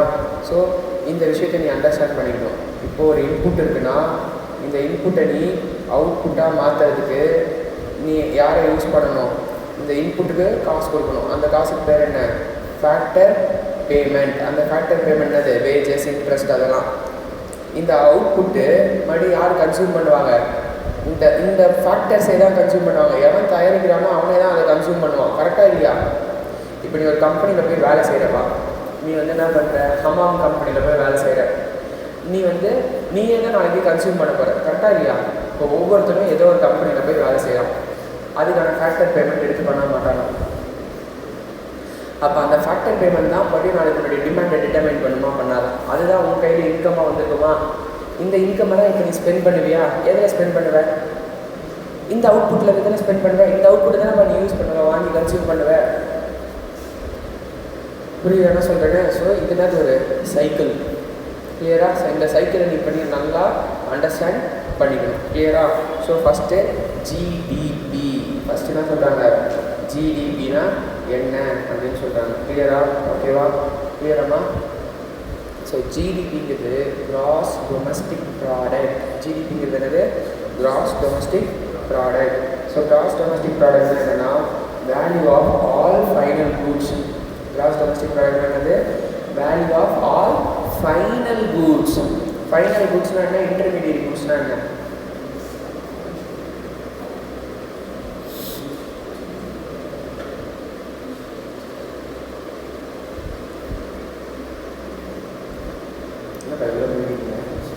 இப்போ இந்த செல்ஃபோனு ஒரே கம்பெனியை ரெடி பண்ணுறாங்களா, இல்லை டிஸ்பிளே ஒரு கம்பெனி அந்த மாதிரி ரெடி பண்ணுறாங்க. டிஸ்பிளே ஒரு கம்பெனி, கேமரா ஒரு கம்பெனி, பேட்டரி ஒரு கம்பெனி ரெடி பண்ணுறாங்க. ரெடி பண்ணி அதை என்ன பண்ணுறாங்க, அந்த ஃபோன் கம்பெனிக்காரங்கிட்ட கொடுக்குறாங்க. அது எல்லாமே அந்த ஃபோன் கம்பெனிக்கார ஃபைனலாக அசம்பிள் பண்ணி சேல் பண்ணுறோம். அப்போ அந்த ஃபோனுங்கிறது ஃபைனல் குட்ஸு, டிஸ்பிளே தயாரிக்கிறது என்ன, இந்த கம்பெனியை பொறுத்த வரைக்கும் அது ஃபைனல் குட்ஸாக இருக்கலாம். பட் அந்த ஃபோன் கம்பெனியை பொறுத்த வரைக்கும் இந்த இது என்னது, இன்டர்மீடியட் குட்ஸ். இந்த கம்பெனியோட வேலை என்ன, வெறும் டிஸ்பிளே தயாரிக்கிறது. அப்போ இந்த கம்பெனியோட ஃபைனல் அவுட்புட் என்ன, ஒன்லி டிஸ்பிளே. ஆனால் இதை மறுபடியும் இன்னொரு ப்ராடக்ட்டில் யூஸ் பண்ணி ஃபைனலாக ஒரு ப்ராடக்ட் அதில் வருது. ஸோ ஃபைனல் குட்ஸை நம்ம கன்சிடர் பண்ணிக்கணும், இன்டர்மீடியட் குட்ஸ் என்ன பண்ணக்கூடாது, கன்சிடர் பண்ண கூடாது. ஏன்னா மறுபடியும் 2 டைம்ஸ் அக்கௌண்டிங் ஆகிடும். கரெக்டாக இல்லையா? இவனும் இதை ஃபைனல் குட்ஸாக கன்சிடர் பண்ணுறான், அவனும் அதை ஃபைனல் குட்ஸாக கன்சிடர் பண்ணுறான்னா இங்கேயும் அந்த குட்ஸ் இருக்குது, அங்கேயும் அந்த குட்ஸ் இருக்குது. 2 டைம் அக்கௌண்டிங் ஆகிடும், தப்பான இன்ஃபர்மேஷன் நமக்கு கிடைக்கும். கரெக்டாக இல்லையா? ஸோ ஃபைனல் குட்ஸை கன்சிடர் பண்ணணும், இன்டர்மீடியட் குட்ஸ் என்ன பண்ணக்கூடாது, கன்சிடர் பண்ண கூடாது. ஸோ கிவன் பீரியட் ஆஃப் டைமில் எவ்வளோ ஃபைனல் குட்ஸை என்டையர் கண்ட்ரியில் ப்ரொடியூஸ் பண்ணியிருக்காங்களோ அதுக்கு பேர் தான் அது ஜிடிபி. ஒரு கண்ட்ரியில் எவ்வளோ ஃபைனல் குட்ஸை ப்ரொடியூஸ் பண்ணியிருக்காங்களோ ஒரு பீரியட் ஆஃப் டைமில், ஒரு 1 இயர் அக்கௌண்டிங் இயர்னு வச்சுக்கோ, ஏப்ரல் டு மார்ச், அந்த பீரியடில் எவ்வளோ ஃபைனல் குட்ஸை ப்ரொடியூஸ் பண்ணியிருக்காங்களோ அதுதான் என்னது, ஜிடிபி, கிராஸ் டொமஸ்டிக் ப்ராடக்ட். கிளியரா? ஸோ அந்த குட்ஸ் என்னென்ன குட்ஸாக இருக்கலாம், ஹவுஸாக இருக்கலாம், வீடு கட்டி கொடுத்தது, மொபைல், சர்வீசஸ், இப்போ கிளாஸ் எடுக்கிறோம்ல அதுவும் என்னது final goods, telecom, health, insurance, education எல்லாமே எனக்கு ஃபைனல் குட்ஸ். ஓகேவா? இதனுடைய அவுட்புட் இருக்கிற டோட்டலாக எவ்வளோ நம்பர் ஆஃப் பீப்புளுக்கு நம்ம சர்வீஸ் பண்ணியிருக்கோம், எவ்வளோ நம்பர் ஆஃப் குட்ஸ் நான் ப்ரொடியூஸ் பண்ணியிருக்கேன் இன்ட்டு அந்த அவுட்புட் இன்ட்டு மார்க்கெட் ப்ரைஸ். அதுதான் வந்து என்னது, உன்னுடைய ஜிடிபி அட் மார்க்கெட் ப்ரைஸ்.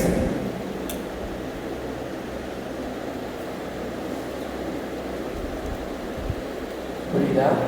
உன்னுடைய டோட்டல் அவுட்புட் எல்லா செக்டாரோடைய ஃபைனல் அவுட்புட்டையும் எடுத்துக்கிறேன் இன்ட்டு என்ன பண்ணுறேன், கரண்ட் மார்க்கெட் ப்ரைஸை போடுறேன். அதான் அது GDP at market price. GDP at market ப்ரைஸ்னு சொல்லலாம், ஜிடிபி அட் கரண்ட் ப்ரைஸ்னு சொல்லலாம், ஆர் நாமினல் ஜிடிபின்னு இதை சொல்லலாம். சரியா?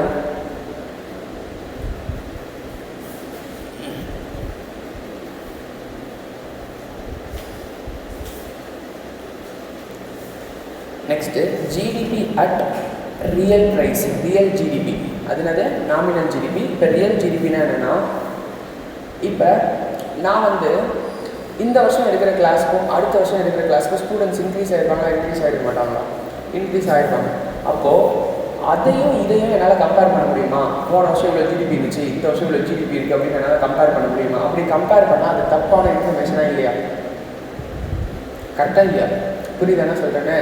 ஸோ என்ன பண்ணியிருக்கணும், ஜிடிபி அட் கான்ஸ்டன்ட் ப்ரைஸை நான் கன்வெர்ட் பண்ணணும். ப்ரொடக்ஷன் இன்க்ரீஸ் ஆகிருக்கலாம், ப்ரைஸுமே இன்க்ரீஸ் ஆகிருக்கலாம்.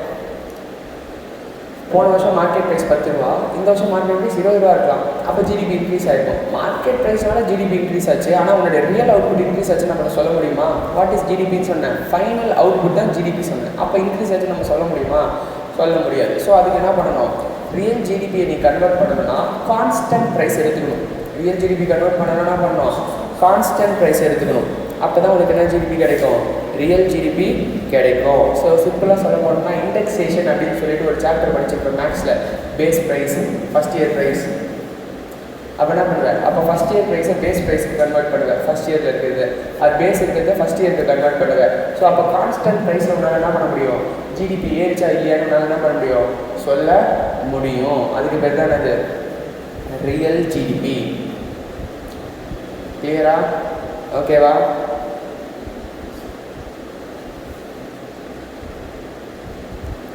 ஸோ ஆர் இன்ஃப்ளேட்டட் ஜிடிபின்னு கூட நம்ம சொல்லலாம். இன்ஃப்ளேஷன் ரேட் அங்கே இன்க்ளூட் ஆகிருக்குமா, இன்க்ளூட் ஆகிருக்காதா? நாமினல் ஜிடிபியில் இன்ஃப்ளேஷன் இன்க்ளூட் ஆகிருக்கும் கரண்ட் மார்க்கெட் ப்ரைஸ் இருக்கிறதுனால. ஸோ அப்போ இன்ஃப்ளேஷனை நீ கம்மி பண்ணணும்னா என்ன யூஸ் பண்ணணும், டிஃப்ளேட்டர் யூஸ் பண்ணணும். இன்ஃப்ளேட்டர் கம்மி பண்ணணும்னா என்ன பண்ணணும், டிஃப்ளேட்டர் யூஸ் பண்ணணும். எப்படி டிஃப்ளேட்டரை கண்டுபிடிப்பேன் அப்படின்னா, nominal GDP divided by real GDP போட்டிங்கன்னா உனக்கு என்ன கிடச்சிடும், டிஃப்ளேட்டர் எவ்வளோன்னு கிடச்சிடும். அப்போ நாமினல் ஜிடிபியிலேருந்து டிஃப்ளேட்டரை நீ கம்மி பண்ணினா உனக்கு என்ன கிடச்சிடும், ரியல் ஜிடிபி கிடச்சிடும். புரியுதா? Take out the inflation of the GDP. Inflation ஜிடிபியில் இருக்க இன்ஃப்ளேஷன் என்ன பண்ணிடுற, நீ ரிமூவ் பண்ணிடுற. ஓகே, ப்ரைஸ் இண்டெக்ஸேஷனில் பார்க்குற மாதிரி ப்ரைஸ் இண்டெக்ஸை யூஸ் பண்ணி என்ன பண்ணுற, நீ டிஃப்ளேட் பண்ணிடுவேன். ஸோ இந்த டிஃப்ளேஷன் வந்து என்ன பண்ணும், கரண்ட் லெவல் ஆஃப் ப்ரைஸஸை உனக்கு மெஷர் பண்ணுறதுக்கு ஹெல்ப்ஃபுல்லாக இருக்கும். அண்ட் இன்ஃப்ளேஷன் ரேட் எப்படி கண்டுபிடிக்கிறது அப்படின்னா, deflator of the second year minus deflator of the first year divide by deflator of the first year போட்டிங்கன்னா உனக்கு indexation rate of the second year கிடைக்கும். சிம்பிளாக சொல்ல போனோம்னா இண்டெக்ஸேஷன் சாப்டர் மேக்ஸில் படிச்சல அதை யூஸ் பண்ணணும். என்னம்மா நான் வருதா இல்லையா? இப்போ நீ அட்டன் பண்ணியா இல்லையா? அட்டன் பண்ணல. நீ அட்டன் பண்ணல? அட்டன் பண்ணலையா? ஸ்டாட்டிஸ்டிக்ஸ் இப்போ தான் எடுத்தாங்க. இண்டெக்ஸ் நம்பர்ஸ் சரியா? புரியுதா? ஸோ அதை என்ன பண்ணுறீங்க யூஸ் பண்ணணும். Second year price minus first year price divide by base year price, year 2 price minus year 1 price divide by base year price நாங்கள் படிச்சிருப்பேன். கரெக்டாக இல்லையா? அந்த பேஸ் இயர் பதில் இங்கே டிஃப்ளேட்டர் ஆஃப் த இயர் 1 அப்படின்னு சொல்கிறாங்க. கிளியரா? புரியுதா? ஓகேவா?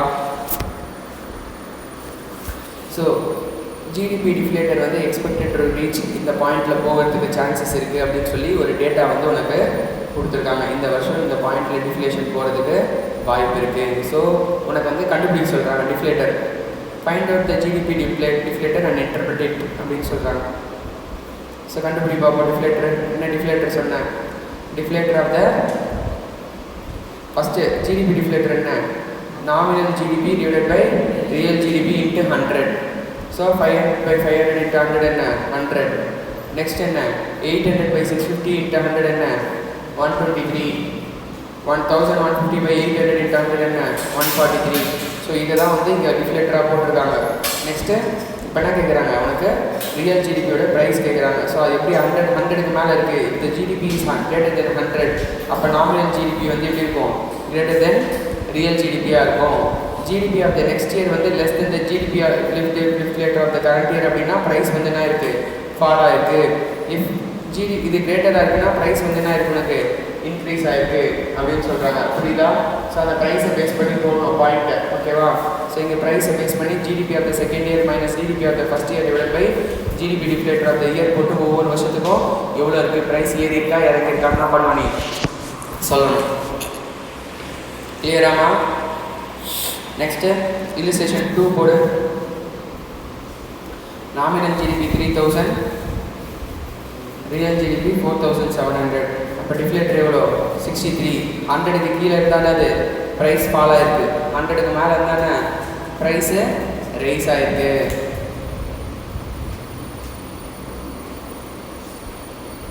சரியா?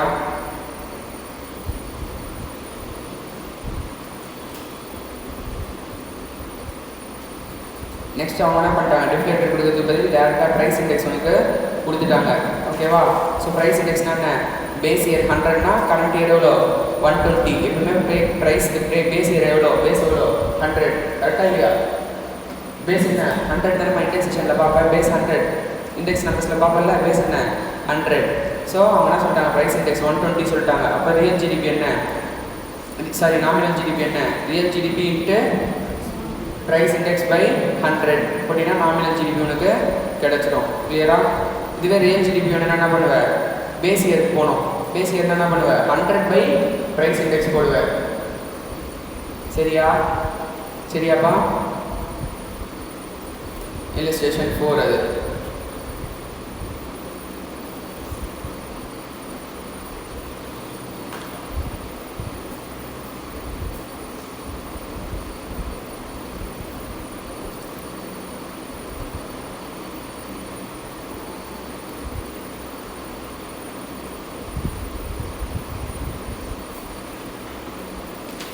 Next NDB.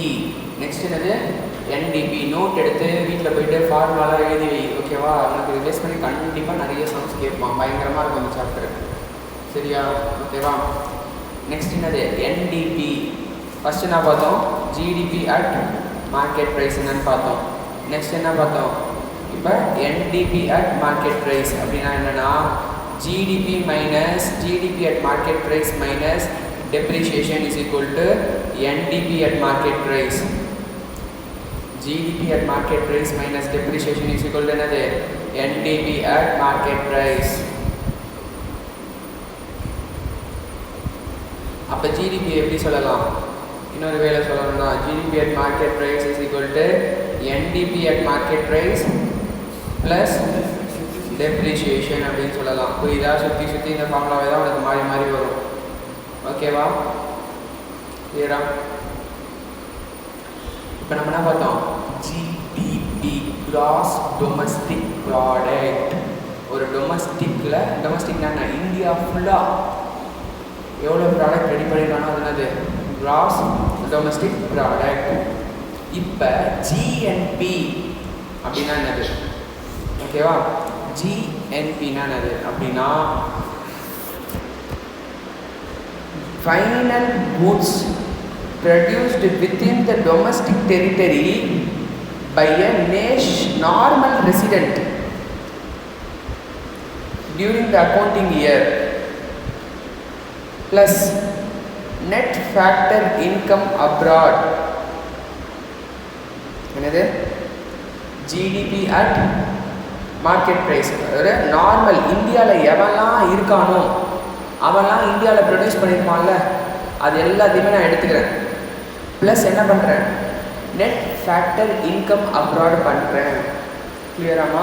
ஸோ அப்போ ஜிஎன்பி அப்படின்னா என்னென்னா, ஜிஎன்பி அட் மார்க்கெட் ப்ரைஸ் அப்படின்னா என்னென்னா GDP at market price plus net factor income abroad.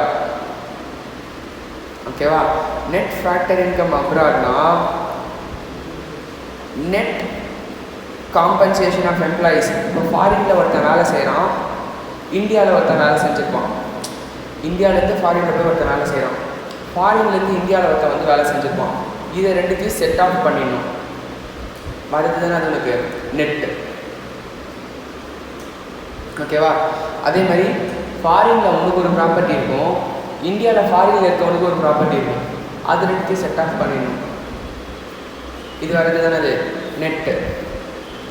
ஓகேவா? ஃபாரினில் கொஞ்சம் ரீட்டைன் ஏர்னிங்ஸ் வச்சுருப்பான், இந்தியாவில் கொஞ்சம் ரீட்டைன்ஸ், இது ரெண்டுத்தையும் செட் ஆஃப் பண்ணுறது தானே நெட்டு. ஸோ இதில் எல்லாத்தையுமே நீ நெட் பண்ணி நெட் பாசிட்டிவ் ஃபேக்டர் இன்கம் பாசிட்டிவாக இருக்குது அப்படின்னா ஜிஎன்பி எப்படி இருக்கும்? கிரேட்டர் தென் ஜிடிபியாக இருக்கும். அது நெகட்டிவாக இருக்குன்னா எப்படி இருக்கும்? லெஸ் தென் ஜிடிபியாக இருக்கும். ஃபார் எக்ஸாம்பிள், நம்ம போய் ஃபாரினில் வேலை செய்கிறத விட ஃபாரின்லேருந்து இந்தியாவில் வந்து வேலை செஞ்சது தான் அதிகம் அப்படின்னா நெட் ஃபாரின் இன்கம் அப்ராட் எப்படி இருக்கும்? நெகட்டிவாக இருக்கும். இங்கே வந்து இந்தியாவில் வேலை செய்கிறத விட ஃபாரினில் போய் வேலை செய்கிறவங்க தான் அதிகம் அப்படின்னா நெட் ஃபேக்டர் இன்கம் எப்படி இருக்கும்? அதிகமாக இருக்கும், பாசிட்டிவாக இருக்கும். புரியுதா? ஸோ அப்போ ஜிஎன்பின்னு என்ன? GDP plus NFIA or GDP minus என்எஃப்ஐஏவாக கூட இருக்கலாம். எப்போ? இந்த என்எஃப்ஐஏ அதிகமாக இருக்கும்போது. கிளியரா?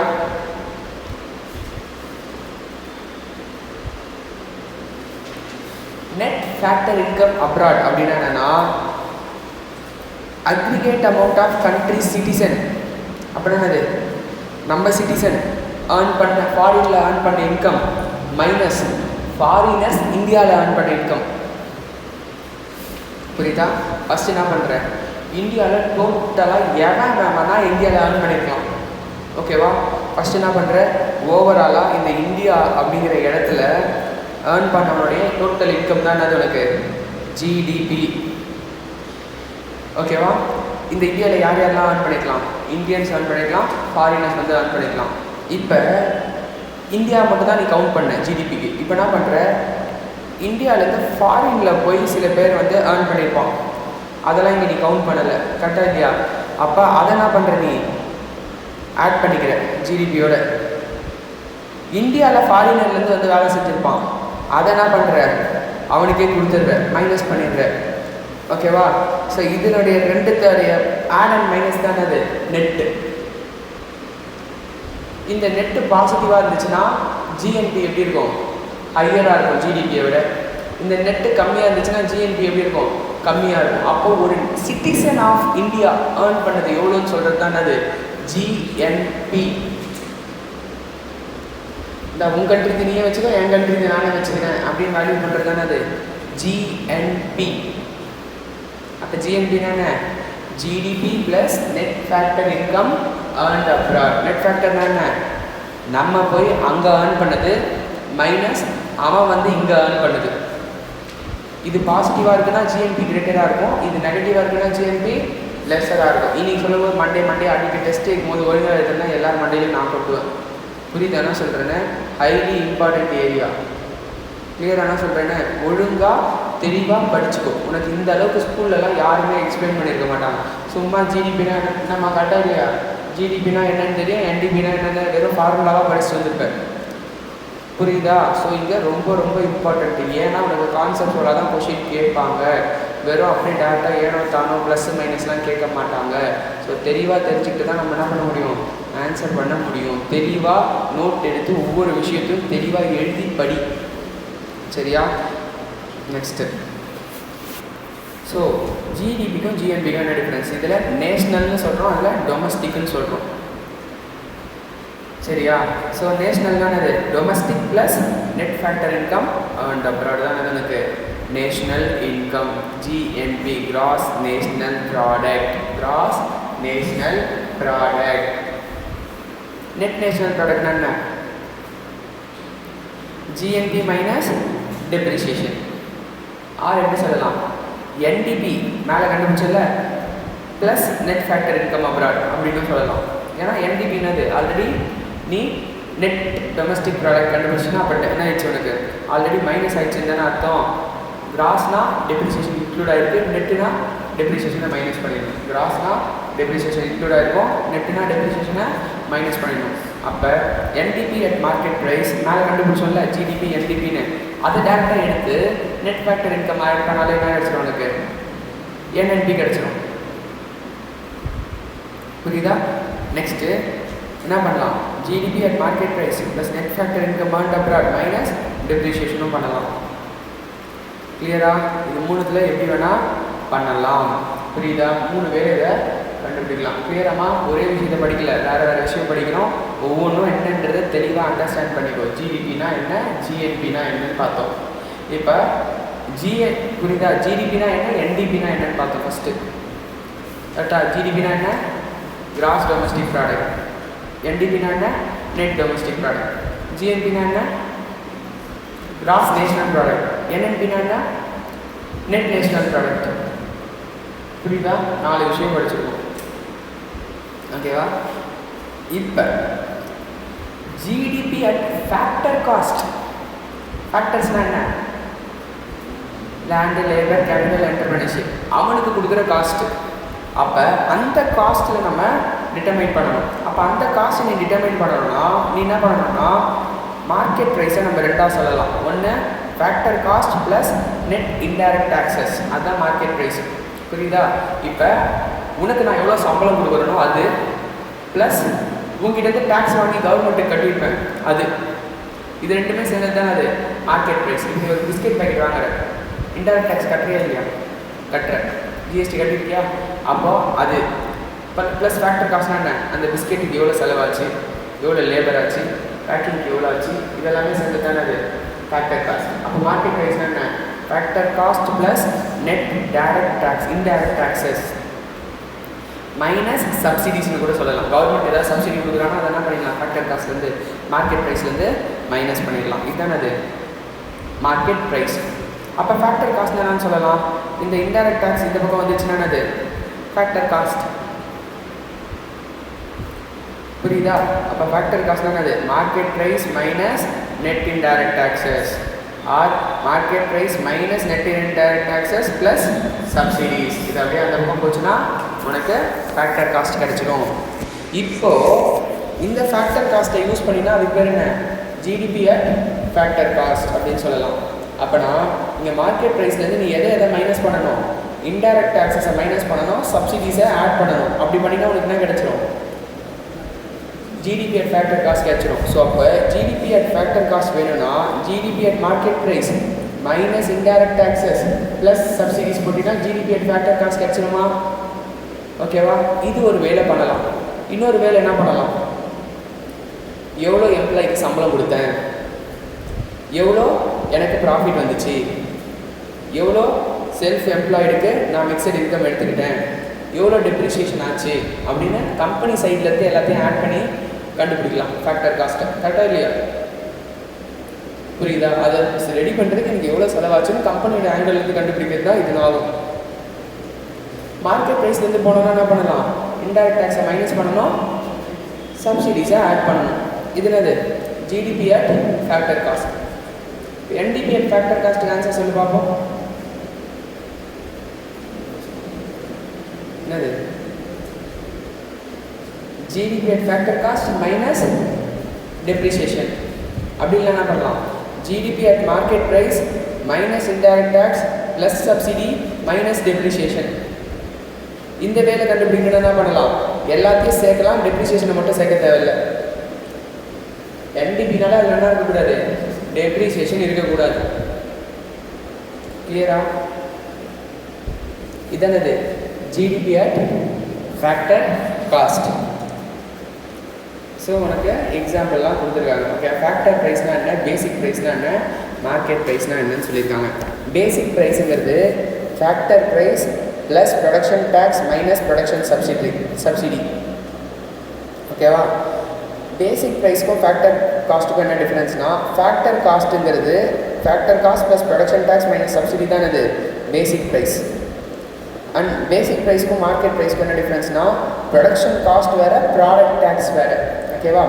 ஸோ பேசிக் ப்ரைஸ், இந்த பேசிக் ப்ரைஸ்லேருந்து ப்ராடக்ட் டேக்ஸ் ஆட் பண்ணுற, ப்ராடக்ட் சப்சிடியை மைனஸ் பண்ணால் தான் உனக்கு என்ன கிடைக்கும், மார்க்கெட் ப்ரைஸ் கிடைக்கும். ஸோ அப்போ மார்க்கெட் ப்ரைஸில் ப்ராடக்ட் டேக்ஸும் இன்க்ளூடாக இருக்கும், ப்ரொடக்ஷன் டேக்ஸும் இன்க்ளூடாக இருக்கும். ப்ராடக்ட் சப்சிடி எக்ஸ்க்ளூடாக இருக்கும், ப்ரொடக்ஷன் சப்சிடி எக்ஸ்க்ளூடாக இருக்கும் அப்படின்னு சொல்கிறாங்க. இதுதான் இதுக்கான டிஃபரன்ஸ் மூணுத்துக்கும் அப்படின்னு சொல்கிறாங்க. கிளியரா? இப்போ என்டிபி அட் ஃபேக்டர் காஸ்ட்னா என்ன எடுத்துக்கலாம், என்டிபி அட் மார்க்கெட் ப்ரைஸ் அதை வச்சு கூட நீ கண்டுபிடிக்கலாம், minus net indirect taxes, or GDP at market price minus net indirect taxes plus subsidy minus depreciation அப்படியும் கண்டுபிடிக்கலாம். ஆர் டேரக்ட் வே என்ன, இதை மூணுத்தையும் ஆட் பண்ணி டெப்ரிசியேஷனை மட்டும் ஆட் பண்ணனா உனக்கு என்ன கிடச்சிரும், என்டிபி அட் ஃபேக்டர் காஸ்ட். வீட்டுக்கு போய் ஒவ்வொன்றுத்தையும் தெளிவாக எழுதி 4 நாள் உட்காந்து ஒர்க் அவுட் பண்ணுறேன், இல்லைனா இது வராது, மறந்துடும். எக்ஸாம் கிட்டே பயங்கர டஃப்பாக இருக்கும், பார்க்கும்போது ஐயோ என்ன சொல்கிறான்னு புரியலேன்னு இருக்கும். சரியா? ஒவ்வொன்றுத்துக்கும் என்ன இன்க்ளூட் பண்ணுறான் அப்படின்னு எடுத்து எழுதுறேன். சரியா?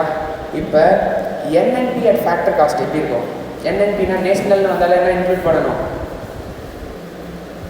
Net factor income and abroad, அதுலேருந்து எடுத்துக்கணும். கரெக்டாக இல்லையா? அப்போ ஃபேக்டர் காஸ்ட்டுன்னு சொல்லும் போது என்ன பண்ணணும், இதுதான் நேஷ்னல் இன்கம்னு சொல்கிறாங்க.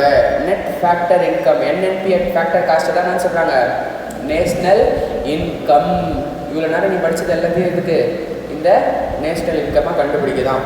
அப்போ நெட்டாக ஒரு ஃபேக்டர் இன்கம் இந்தியா ஃபுல்லாக எவ்வளோ ஏர்ன் பண்ணுறாங்க normal residence during the year. ஓகேவா? Sum of domestic factor income plus net factor income earned abroad, அதுதானது நெட் நேஷ்னல். கரெக்டாக நேஷ்னலில் வந்தாலும் என்ன இருக்கணும், net factor income earned abroad இருக்கணும் டொமஸ்டிக்கோட, அதுதானது என்என்பி அட் ஃபேக்டர் காஸ்ட் தான் நான் சொல்கிறாங்க இந்தியாவுடைய நேஷ்னல் இன்கம் அப்படின்னு சொல்கிறாங்க. ஸோ தட் இஸ் இந்தியாவில் மொத்தம் எவ்வளோ இன்கம் ஏர்ன் பண்ணியிருக்காங்க ப்ளஸ் ஃபாரின்லேருந்து net factor income abroad, net foreign income abroad வந்து எவ்வளோ இருக்குது அப்படின்றது தான் என்ன சொல்கிறாங்க, NNP at factor cost or national income அப்படின்னு சொல்கிறாங்க. என்எஃப்ஐஏ பாசிட்டிவாக இருந்தால் நேஷ்னல் இன்கம் வந்து கிரேட்டர் தென் டொமஸ்டிக் ஃபேக்டர் இன்கமாக இருக்கும், நெகட்டிவாக இருந்தால் ஆப்போசிட்டாக இருக்கும். கிளியரா? புரியுதா? நெக்ஸ்ட்டு பெர் கேபிட்டா இன்கம்னா என்னது,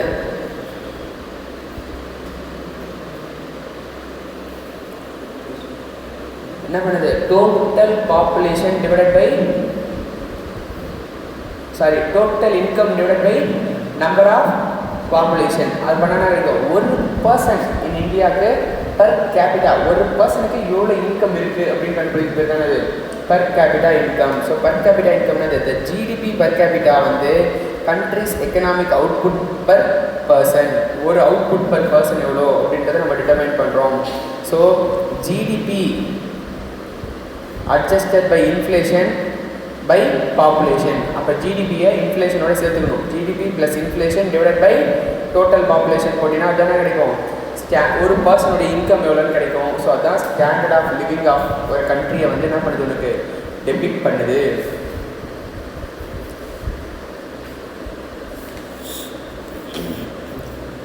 பட் இது ரியலாக தப்பான விஷயமா கரெக்டாக சொல்ல முடியாது. ஏன்னா இப்போ முகேஷ் அம்பானி வரைக்கும் 1,00,000 கோடி வச்சுருக்கோம். அப்போ அவன் இன்கம்மை சேர்த்து இந்தியா ஃபுல்லாக டிஸ்ட்ரிபியூட் பண்ணுறதுனால அப்போ நம்ம கையில் அவ்வளோ இன்கம் இருக்குதுன்னு அர்த்தமா? கிளியரா? இது வந்து ஒரு ப்ராப்பர் மெஷர் வந்து கிடையாது. சரியா? ஓகேவா? ஸோ இது வந்து இன்கம் வந்து ஈக்குவலாக டிஸ்ட்ரிபியூட் ஆகிட்டுனா இதை பண்ணால் பெட்டராக இருக்கும். பட் இன்கம் ஈக்குவலாக டிஸ்ட்ரிபியூட் ஆகாதும்போது இந்த மாதிரி வச்சு நம்ம ஸ்டாண்டர்ட் ஆஃப் லிவிங்கை சொல்கிறது ஒரு முட்டாள்தனமான ஒரு விஷயம். புரியுதா? கிளியரா? Next personal income. ஓகேவா? இப்போ நான் என்ன சொன்னேன், இன்புட்டை போடுறது தான் என்னது, இன்புட்டுக்கு நம்ம பேமெண்ட் கொடுக்குறோம். யார்? கம்பெனி வந்து என்ன பண்ணுறோம், பேமெண்ட் கொடுக்குறோம். அது அவுட்புட்டாக வருது. இந்த அவுட்புட்டை தான் என்ன பண்ணுறோம், இந்த பீப்புள் வாங்குகிறோம். அப்போ அந்த அவுட்புட்டை வாங்கும்போது இந்த பேமெண்ட்டு தான் இவனுக்கு என்னது, இன்கம். இப்போ நீ வேலை செஞ்சு வந்தினா தான் அது உனக்கு இன்கம், அது அவனுக்கு எக்ஸ்பென்சஸ். இந்த இன்கம்மை யூஸ் பண்ணி தான் நீ என்ன பண்ணுற, நாளைக்கு அதே கம்பெனி ப்ராடக்டாக வாங்குற. அதே கம்பெனி மீன்ஸ் இந்த மாதிரி டிஃப்ரெண்ட் ஃபேக்டர்ஸ் கொடுத்த ப்ராடக்ட்டை நீ வாங்குற. கரெக்டாக இல்லையா? புரியுதா? இப்போ ஸ்கூலில் போகிறோம், டீச்சருக்கு சம்பளம் கொடுக்குறாங்க, கம்பெனியில் எம்ப்ளாய்க்கு சம்பளம் கொடுக்குறாங்க. அவன் என்ன பண்ணுறான், மறுபடியும் வாங்கிட்டு வந்து அதே கம்பெனி ப்ரொடியூஸ் பண்ண ப்ராடக்ட்டை தான் மறுபடியும் திருப்பி வாங்குறான்.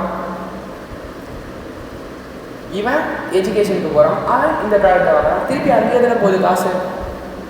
அப்போ உன் கையில் இருக்கிறது என்ன, பர்சனல் இன்கம். அவன் பண்ணுறது என்ன, ஃபேக்டர் பேமெண்ட். உன் கையில் இருக்கிறது என்ன, ஃபேக்டர் இன்கம்னு சொல்லலாமா? ஃபேக்டருக்கான பேமெண்ட்டை கம்பெனி பண்ணுறான். அப்போ உன் கையில் வர்றது என்ன, ஃபேக்டருக்கான இன்கம். அப்போ அந்த ஃபேக்டருக்கான இன்கம் தானே பர்சனல் இன்கம், உனக்கான இன்கம். அவன் செலவு பண்ணுறது தான் உனக்கு இன்கமாக வருது. அப்போ அவனுக்கு ஃபேக்டர் பேமெண்ட்னா உனக்கு அது ஃபேக்டர் இன்கம். அப்போ உன் கையில் அது என்னது, பர்சனல் இன்கம், நான் சொந்தமாக சம்பாதிச்சது. கரெக்டாக இல்லையா? So personal income is nothing but income earned by the factors of production. National இன்கம்ன்றது என்ன, income earned by the factors of production. Personal இன்கம்ங்கிறது என்ன, ஹவுஸ் ஹோல்டு செக்டார் ரிசீவ் பண்ணுறது தான் என்னது, personal income. So household sector யார், இந்த factors தான் நாளைக்கு ஹவுஸ் ஹோல்டு. கரெக்டாக இல்லையா? Next including non profit organisation serving the household எல்லாமே இங்கே கவர் ஆகும். ஓகேவா? நேஷ்னல் இன்கம் வந்து என்னது, income earned and personal income of a actual current income receipts of a person from all sources of the productive ஆக்டிவிட்டீஸ்லேருந்து அவனுக்கு வந்தது தான் அதுங்க பர்சனல் இன்கம்னு சொல்கிறாங்க. ஓகேவா? ஸோ இதில் கவர்மெண்ட் உனக்கு மானியம் கொடுக்குறாங்க பாரு, அது கூட உனக்கு என்ன ஆகும், இன்க்ளூட் ஆகும் பர்சனல் இன்கமில். அன்எம்ப்ளாய்மெண்ட் காம்பன்சேஷன் கொடுக்குறாங்கல்ல, அது கூட எதில் இன்க்ளூட் ஆகும், பர்சனல் இன்கமில் இன்க்ளூட் ஆகும். புரியுதா? ஸோ இண்டிவிஜுவல் ஆல்சோ என்ன பண்ணுறான், contribute income which they to not actually receive. இப்போது உங்ககிட்ட நீ கிளாஸுக்கு காசு கட்டியிருக்க, காசு நீ ஏர்ன் பண்ணி கட்டியிருக்க இல்லை உங்கள் அப்பா கட்டியிருக்காரு. அப்போ நீ ஏர்ன் பண்ணலைனாலும் அங்கே நீ என்ன பண்ணுற, உன்னோட இன்கம்மை நீ ஒரு விஷயத்துக்காக கான்ட்ரிபியூட் பண்ணுறியா இல்லையா? கிளியராக இல்லையா? ஸோ இந்த மாதிரியும் உனக்கு என்ன ஆகலாம், இன்கம் அரேஞ்ச் ஆகலாம். நீ ஏர்னே பண்ணலனாலும் அந்த இன்கம் நீ இப்போ நீ ஸ்பெண்ட் பண்ணுற. கரெக்டாக இல்லையா? உங்கள் அப்பா வந்து இந்த சர்வீஸ் எடுத்துக்கல, யார் சர்வீஸ் எடுத்துக்கிறா, நீ சர்வீஸ் எடுத்துக்கிற. கரெக்டாக ஏர்னே பண்ணலைனாலும் நீ சர்வீஸ் எடுத்துக்கிறியா இல்லையா? அது என்னது, அதுவும் ஒரு இண்டிவிஜுவலுடைய இன்கம் தான். ஏன்னா அவனும் பாப்புலேஷன். கரெக்டாக இல்லையா? அவனும் அது ஒரு இண்டிவிஜுவலுடைய இன்கம் தான் அப்படின்னு சொல்கிறாங்க. புரியுதா? பட் பர்சனல் இன்கம் எக்ஸ்க்ளூட்ஸ், எதெல்லாம் பர்சனல் இன்கமில் கவர் ஆகாதுன்னா ரீடைன்டு ஏர்னிங்ஸ். இப்போ ரீடைன்டு ஏர்னிங்ஸ் என்னன்னு தெரியுமா? ஃபஸ்ட்டு தெரியாது. கரெக்டாக இல்லையா? ரீடைன்டு ஏர்னிங்ஸ்னால் என்னன்னு சொல்கிறேன், நோட் பண்ணிக்கோ. ப்ராஃபிட் ஏர்ன் பண்ணுறியா, கம்பெனியில் வச்சுருக்க ப்ராஃபிட் ஏர்ன் பண்ணுற, ப்ராஃபிட்லேருந்து டேக்ஸ் கட்டணுமா கட்டக்கூடாதா? கட்டுவேன். ஸோ அதை வந்து என்னன்னு சொல்லுவாங்கன்னா ப்ராஃபிட் ஆஃப்டர் டேக்ஸ்ன்னு சொல்லுவாங்க. ஓகேவா? ப்ராஃபிட் ஆஃப்டர் டேக்ஸில் இப்போது யார் யாரெல்லாம் முதலீடு போட்டாங்களோ அப்போ அந்த ப்ராஃபிட்டில் அவங்களுக்கு பங்கு கொடுக்கணுமா கொடுக்கக்கூடாதா? கொடுக்கணும். அதை வந்து என்னன்னு சொல்லுவாங்க, டிவிடெண்ட்டுன்னு சொல்லுவாங்க. ப்ராஃபிட்டில் பங்கு கொடுக்கறதுக்கு பேர் என்ன, டிவிடெண்ட். டிவைட் பண்ணி கொடுக்குறோம் ப்ராஃபிட், அதனால டிவிடெண்ட். ஓகேவா? பங்கு கொடுத்ததுக்கப்புறம் பேலன்ஸ் இருக்கிறத நீ என்ன பண்ணுற, நீயே வச்சுக்கிற, கம்பெனியே வச்சுக்குது. 100% ப்ராஃபிட்டை கொடுத்துறாரு கம்பெனி. இன்டரில் படிப்பேன் ஏன் எதுக்கு அப்படின்னு. கொஞ்சம் ப்ராஃபிட்டை கொடுக்கும், கொஞ்சம் ப்ராஃபிட் என்ன பண்ணிக்கும், ரீடைன் பண்ணிக்கும். வர ப்ராஃபிட்டை நான் மொத்தத்தையும் நான் கொடுத்துட்றேன்னு வச்சுக்கோங்க. இந்த வருஷம் மொத்த ப்ராஃபிட்டை கொடுத்துட்டேன், அடுத்த வருஷம் ப்ராஃபிட் கம்மியாக இருந்தால் நீ திட்ட மாட்டேன். அதனால் நான் என்ன பண்ணுவேன், வருஷம் ஸ்டாண்டர்டாக ஒரு ப்ராஃபிட் அமௌண்ட் தான் உங்களுக்கு என்ன பண்ணிட்டு வருவேன், டிஸ்ட்ரிபியூட் பண்ணிட்டு வருவேன். பேலன்ஸ் என்ன பண்ணிப்பேன், நானே ரீடைன் பண்ணிப்பேன். 10 வருஷம் 10 நான் கொடுக்கலாம் இதை வச்சு. அதுக்கு பேர் தான் அது ரீடைன்டு ஏர்னிங்ஸ். உங்களுடைய ஏர்னிங்ஸை டிஸ்ட்ரிபியூட் பண்ணாமல் நீ ரீட்டைன் பண்ணி வச்சுக்கிறதுக்கு பேர் தான் அது ரீட்டைன்டு ஏர்னிங்ஸ். கிளியரா? புரியுதா? ஸோ அந்த ரீட்டைன்டு ஏர்னிங்ஸ் பர்சனல் இன்கமில் என்ன ஆகாது, இன்க்ளூட் ஆகாது. இன்டைரக்ட் பிஸ்னஸ் டேக்ஸஸ் இன்க்ளூட் ஆகாது. கம்பெனியோட டேக்ஸஸ் இன்க்ளூட் ஆகாது. கான்ட்ரிபியூஷன் டுவர்ட்ஸ் சோஷியல் செக்யூரிட்டியும் இன்க்ளூட் ஆகாது. ஓகேவா? இப்போ கவர்மெண்ட் கிட்டேருந்து இன்ட்ரெஸ்ட் பேமெண்ட்லாம் ரிசீவ் பண்ணுறாங்க, ஆர் ஃபர்ம் கிட்டேருந்து இன்ட்ரெஸ்ட் பேமெண்ட்லாம் ரிசீவ் பண்ணுறாங்க அப்படின்னா அது வந்து உனக்கு இன்க்ளூட் ஆகும். ஓகேவா? ஸோ அப்போ பர்சனல் இன்கம்னா என்னன்னு சொல்கிறாங்கன்னா national income. That is national இன்கம்னா என்ன? இப்போ கம்பெனிலேருந்து உனக்கு ரிசீவ் ஆகிருக்கும்ல, நீ வேலை செஞ்சு சம்பாதிச்சிருப்பல, அது ப்ளஸ் அதுதானே நேஷ்னல் இன்கம். இப்போ பார்த்தோம்ல ஃபேக்டர் காஸ்ட் தானே நேஷ்னல் இன்கம், ப்ளஸ் நீ வேலை செஞ்சு சம்பாதிச்சிருப்பல அது, plus income received but not earn. இப்போ நீ எவ்வளோ சம்பாதிக்கவே இல்லை, ஆனால் இன்கம் ரிசீவ் பண்ணுறேன், கரெக்டாக இல்லையா? ஓகேவா? அது என்ன பண்ணிக்கணும், ஆட் பண்ணிக்கணும். Minus income earn but not received. அப்படின்னா அது இன்கம் உனக்கு வந்துருச்சு ஆனால் இன்னும் உன் கைக்கு அது வந்து சேரலை, அதை என்ன பண்ணிக்கணும், மைனஸ் பண்ணிக்கணும். அதுதானே அது personal income. So national income plus income received but not earned. நீ சம்பாதிக்கவே இல்லைனாலும் உனக்கு ஒரு இன்கம் வந்துச்சு. இப்போ கவர்மெண்ட் உனக்கு மானியம் கொடுக்குறான், நீ சம்பாதிச்சியா உட்காந்து இல்லை, ஆனால் உனக்கு ஒரு இன்கம் வந்துச்சுல, அதை ஆட் பண்ணிக்கணும். மைனஸ் நீ சம்பாதிச்சிருக்க ஆனால் இன்னும் உன் கைக்கு வந்து சேரலை, அதை என்ன பண்ணக்கூடாது, ஆட் பண்ணக்கூடாது. அதுதானே அது உனக்கு பர்சனல் இன்கம். புரியுதா? பர்சனல் இன்கம்னா என்ன? National income plus income received but not earned minus income earned but not received. Personal income வேறு எப்படி சொல்லலாம்னா national income minus undistributed profit. Undistributed profit நீ earn பண்ணிட்ட ஆனால் உனக்கு ரிசீவ் பண்ணிட்டியா, இன்னும் ரிசீவ் பண்ணலை. சொன்னல டிவிடெண்ட் கொடுத்தா தான் டிவிடெண்ட், கொடுக்கலன்னா கிடையாது, டிவிடெண்ட் கிடையாது. அப்போது அதை மைனஸ் பண்ணிடணும். Minus net interest payment made by the household, அதையும் மைனஸ் பண்ணிடணும். Minus corporate tax plus transfer payment with household. Transfer பேமெண்ட்னா இப்போ கவர்மெண்ட் மானியம் கொடுக்குது, இப்போ காலேஜ் ஸ்டூடெண்ட்ஸ்க்கு 1000 ரூபா கொடுக்குறாங்க, அதெல்லாம் அது ட்ரான்ஸ்ஃபர் பேமெண்ட். உமனுக்கு 1000 கொடுக்குறாங்க, அது ட்ரான்ஸ்ஃபர் பேமெண்ட். புரியுதா? அதெல்லாம் பண்ணிக்கணும், ஆட் பண்ணிக்கணும். அதை ஆட் பண்ணால் கிடைக்கிறது தானே அது உனக்கு பர்சனல் இன்கம். புரியுதா? நெக்ஸ்ட்டு டிஸ்போசபிள் பர்சனல் இன்கம் அப்படின்னா என்னன்னா, பர்சனலாக இன்கம் நீ ரிசீவ் பண்ணிட்ட, இப்போது டேக்ஸ் கட்டணுமா கட்டக்கூடாது. நீ கார்பரேட் டேக்ஸ் வேறு, பர்சனல் டேக்ஸ் வேறு. கார்பரேட் டேக்ஸ்ன்றது அவன் கட்டுற டேக்ஸு, கம்பெனிக்காரன் கட்டுற டேக்ஸு. பர்சனல் டேக்ஸ்ன்றது யார்? நீ இன்கம் ரிசீவ் பண்ணதுக்கு நீ டேக்ஸ் கட்டணும், இன்கமில் படிப்பேன். ஓகேவா? நீ இன்கம் வழங்குறதுக்கு என்ன பண்ணணும், டேக்ஸ் கட்டணும். So personal income minus personal income taxes minus நான் பேமெண்ட், நான் டேக்ஸ் பேமெண்ட். டேக்ஸை தவிர்த்து வேறு ஏதாவது பேமெண்ட், பிஎஃப், இஎஸ்ஐ அந்த மாதிரி விஷயத்தில் கான்ட்ரிபியூட் பண்ணியிருக்கேன்னா அந்த காசு உங்ககிட்ட இருக்குமா, இருக்காது. ஆனால் நீ தான் ஆன் பண்ணியிருக்க, ஆனால் அந்த காசு தான் இருக்காது, உங்ககிட்ட இருக்காது. ஸோ அப்போ டிஸ்போசபிள் இன்கம்னா உன் கையில் நெட்டாக கடைசியாக எவ்வளோ காசு இருக்கோ அதுதான் அது டிஸ்போசபிள் இன்கம். அப்போ ஃபஸ்ட்டு ஃபேக்டர் கொடுத்துருப்பான், அந்த காசு உங்ககிட்ட இருக்கும். ப்ளஸ் நீ ரிசீவ் பண்ணியிருப்ப ஆனால் ஆன் பண்ணியிருக்க மாட்டேன். மைனஸ் நீ ஏர்ன் பண்ணிருப்ப ஆனால் ரிசீவ் பண்ணிருக்க மாட்டேன். அப்போ நெட்டாக உங்கள் கையில் இவ்வளோ தான் இருக்கும், ஏன்னா ரிசீவ் பண்ணாதது உங்ககிட்ட இருக்காது. ஸோ நெட்டாக இருக்கா? இப்போ இருக்கிறதுல கவர்மெண்ட்டுக்கு நீ டேக்ஸ் கட்டணுமா கட்டக்கூடாதா? கவர்மெண்ட்டுக்கு டேக்ஸ் கட்டுற. அதை தவிர்த்து டேக்ஸ் இல்லாத பேமெண்ட், சப்போஸ் கோயிலுக்கு டொனேஷன் கொடுக்குறது கூட வச்சுக்கோ, அப்போ உங்கள் கையில் செலவு இருக்குமா? அது இருக்காது. புரியுதா? ஸோ என்னென்னலாம் ஓகேவா? ஸோ உன் கையில் டேக்ஸ் பேமெண்ட் தவிர்த்து உனக்கு ஸ்டாண்டர்டாக இந்த செலவுலாம் இருக்கும்ல, மாதம் மாதம் செலவு கிடையாது, வாங்கிறது கிடையாது. இப்போ கான்ட்ரிபியூஷன், பிஎஃப் கான்ட்ரிபியூஷன், லா என்ன சொல்லுதோ அந்த விஷயம் மட்டும். கவர்மெண்ட் வந்து டேக்ஸ் இல்லாமல் வேறு என்னென்னத்துக்குலாம் நீ செலவு பண்ணணும்னு சொல்லுதோ அந்த விஷயம் மட்டும் கவர் ஆகும்.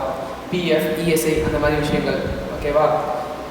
புரியுதா? டொனேஷன் மேண்டேட்ரி கிடையாது. கவர்மெண்ட் எதெல்லாம் மேண்டேட் பண்ணுதோ அது நான் டேக்ஸ் பேமெண்ட்டில் கவர் ஆகும். புரியுதா? ஸோ அதை மைனஸ் பண்ணினா பேலன்ஸ் இருக்கிறது என்ன? Disposable personal income. இதெல்லாம் உங்களால் என்ன பண்ண முடியும்? ஸ்பெண்ட் பண்ண முடியும் ஆர் சேவ் பண்ண முடியும். புரியுதா? ஸோ இது என்னது? Amount finally available in the hands of the individual for consumption or savings. கடைசியாக உங்கள் கையில் சேர்த்து வைக்கிறதுக்கோ இல்லை செலவு பண்ணுறதுக்கோ எவ்வளோ இருக்கோ அதுதானே அது டிஸ்போசபிள் பர்சனல் இன்கம். கிளியரா? ஸோ இப்போ சொன்னதை வச்சு உனக்கு வேறு விஷயம்லாம் வந்து இங்கே என்ன பண்ணுறாங்க சொல்கிறாங்க. ஓகேவா? என்னது நெட் நேஷ்னல் டிஸ்போசபிள் இன்கம்னா என்னென்னா net national income plus other net current transfers from the rest of the world receipts less payment. என்னென்ன ரிசீவ் பண்ணிக்கியோ என்னென்ன பே பண்ணிக்கியோ அதை எடுத்துக்கணும். புரியுதா? And net national disposable income is equal to net national income plus net taxes on income and wealth receivable abroad plus net social contribution and benefits received from abroad. receivable from abroad இது எல்லாத்தையும் சேர்த்துக்கணுங்கிறாங்க. Net வரும்போது earned எல்லாத்தையும் சேர்த்துக்கணும். நெட்டுன்னு வரும்போது net நேஷனலாக கண்டுபிடிக்கிறீங்க. Cross national கண்டுபிடிக்கணும் என்ன பண்ணுவேன்? Net national disposable income plus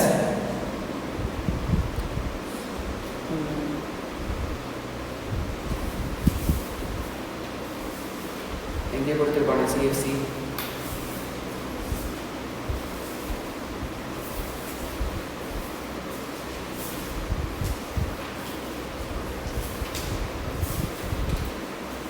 சரி ஓகே நான் சொல்கிறேன் சிஎஃப்சி நான் என்ன. ஓகேவா? ஏதோ ஒரு இடத்துல கீழே கொடுத்துருப்போம்.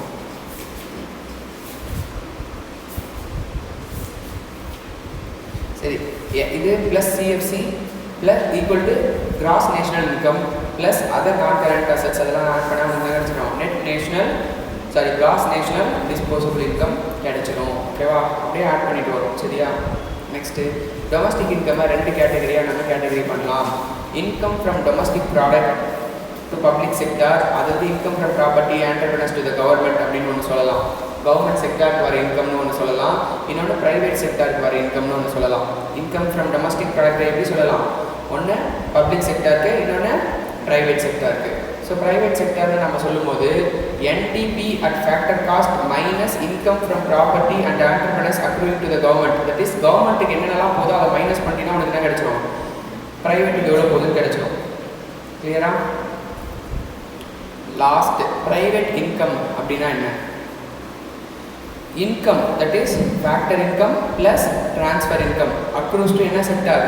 ப்ரைவேட் செக்டாருக்கு. வித்தின் அண்ட் அவுட் சைட் கண்ட்ரியில் என்னெல்லாம் ப்ரைவேட் செக்டார் இருக்கோ அது என்னது? Private income. So private income என்ன சொல்கிறாங்க?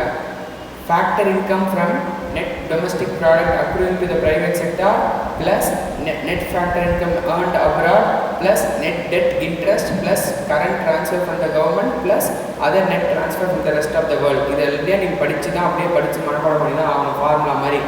புரியுதா? இதை பேஸ் பண்ணி இவ்வளோ சம்ஸ் இருக்குது. சார் ட்ரை பண்ணி பாரு. இந்த ஃபார்முலா தவிர்த்து வேறு எதுவுமே கிடையாது. சரியா?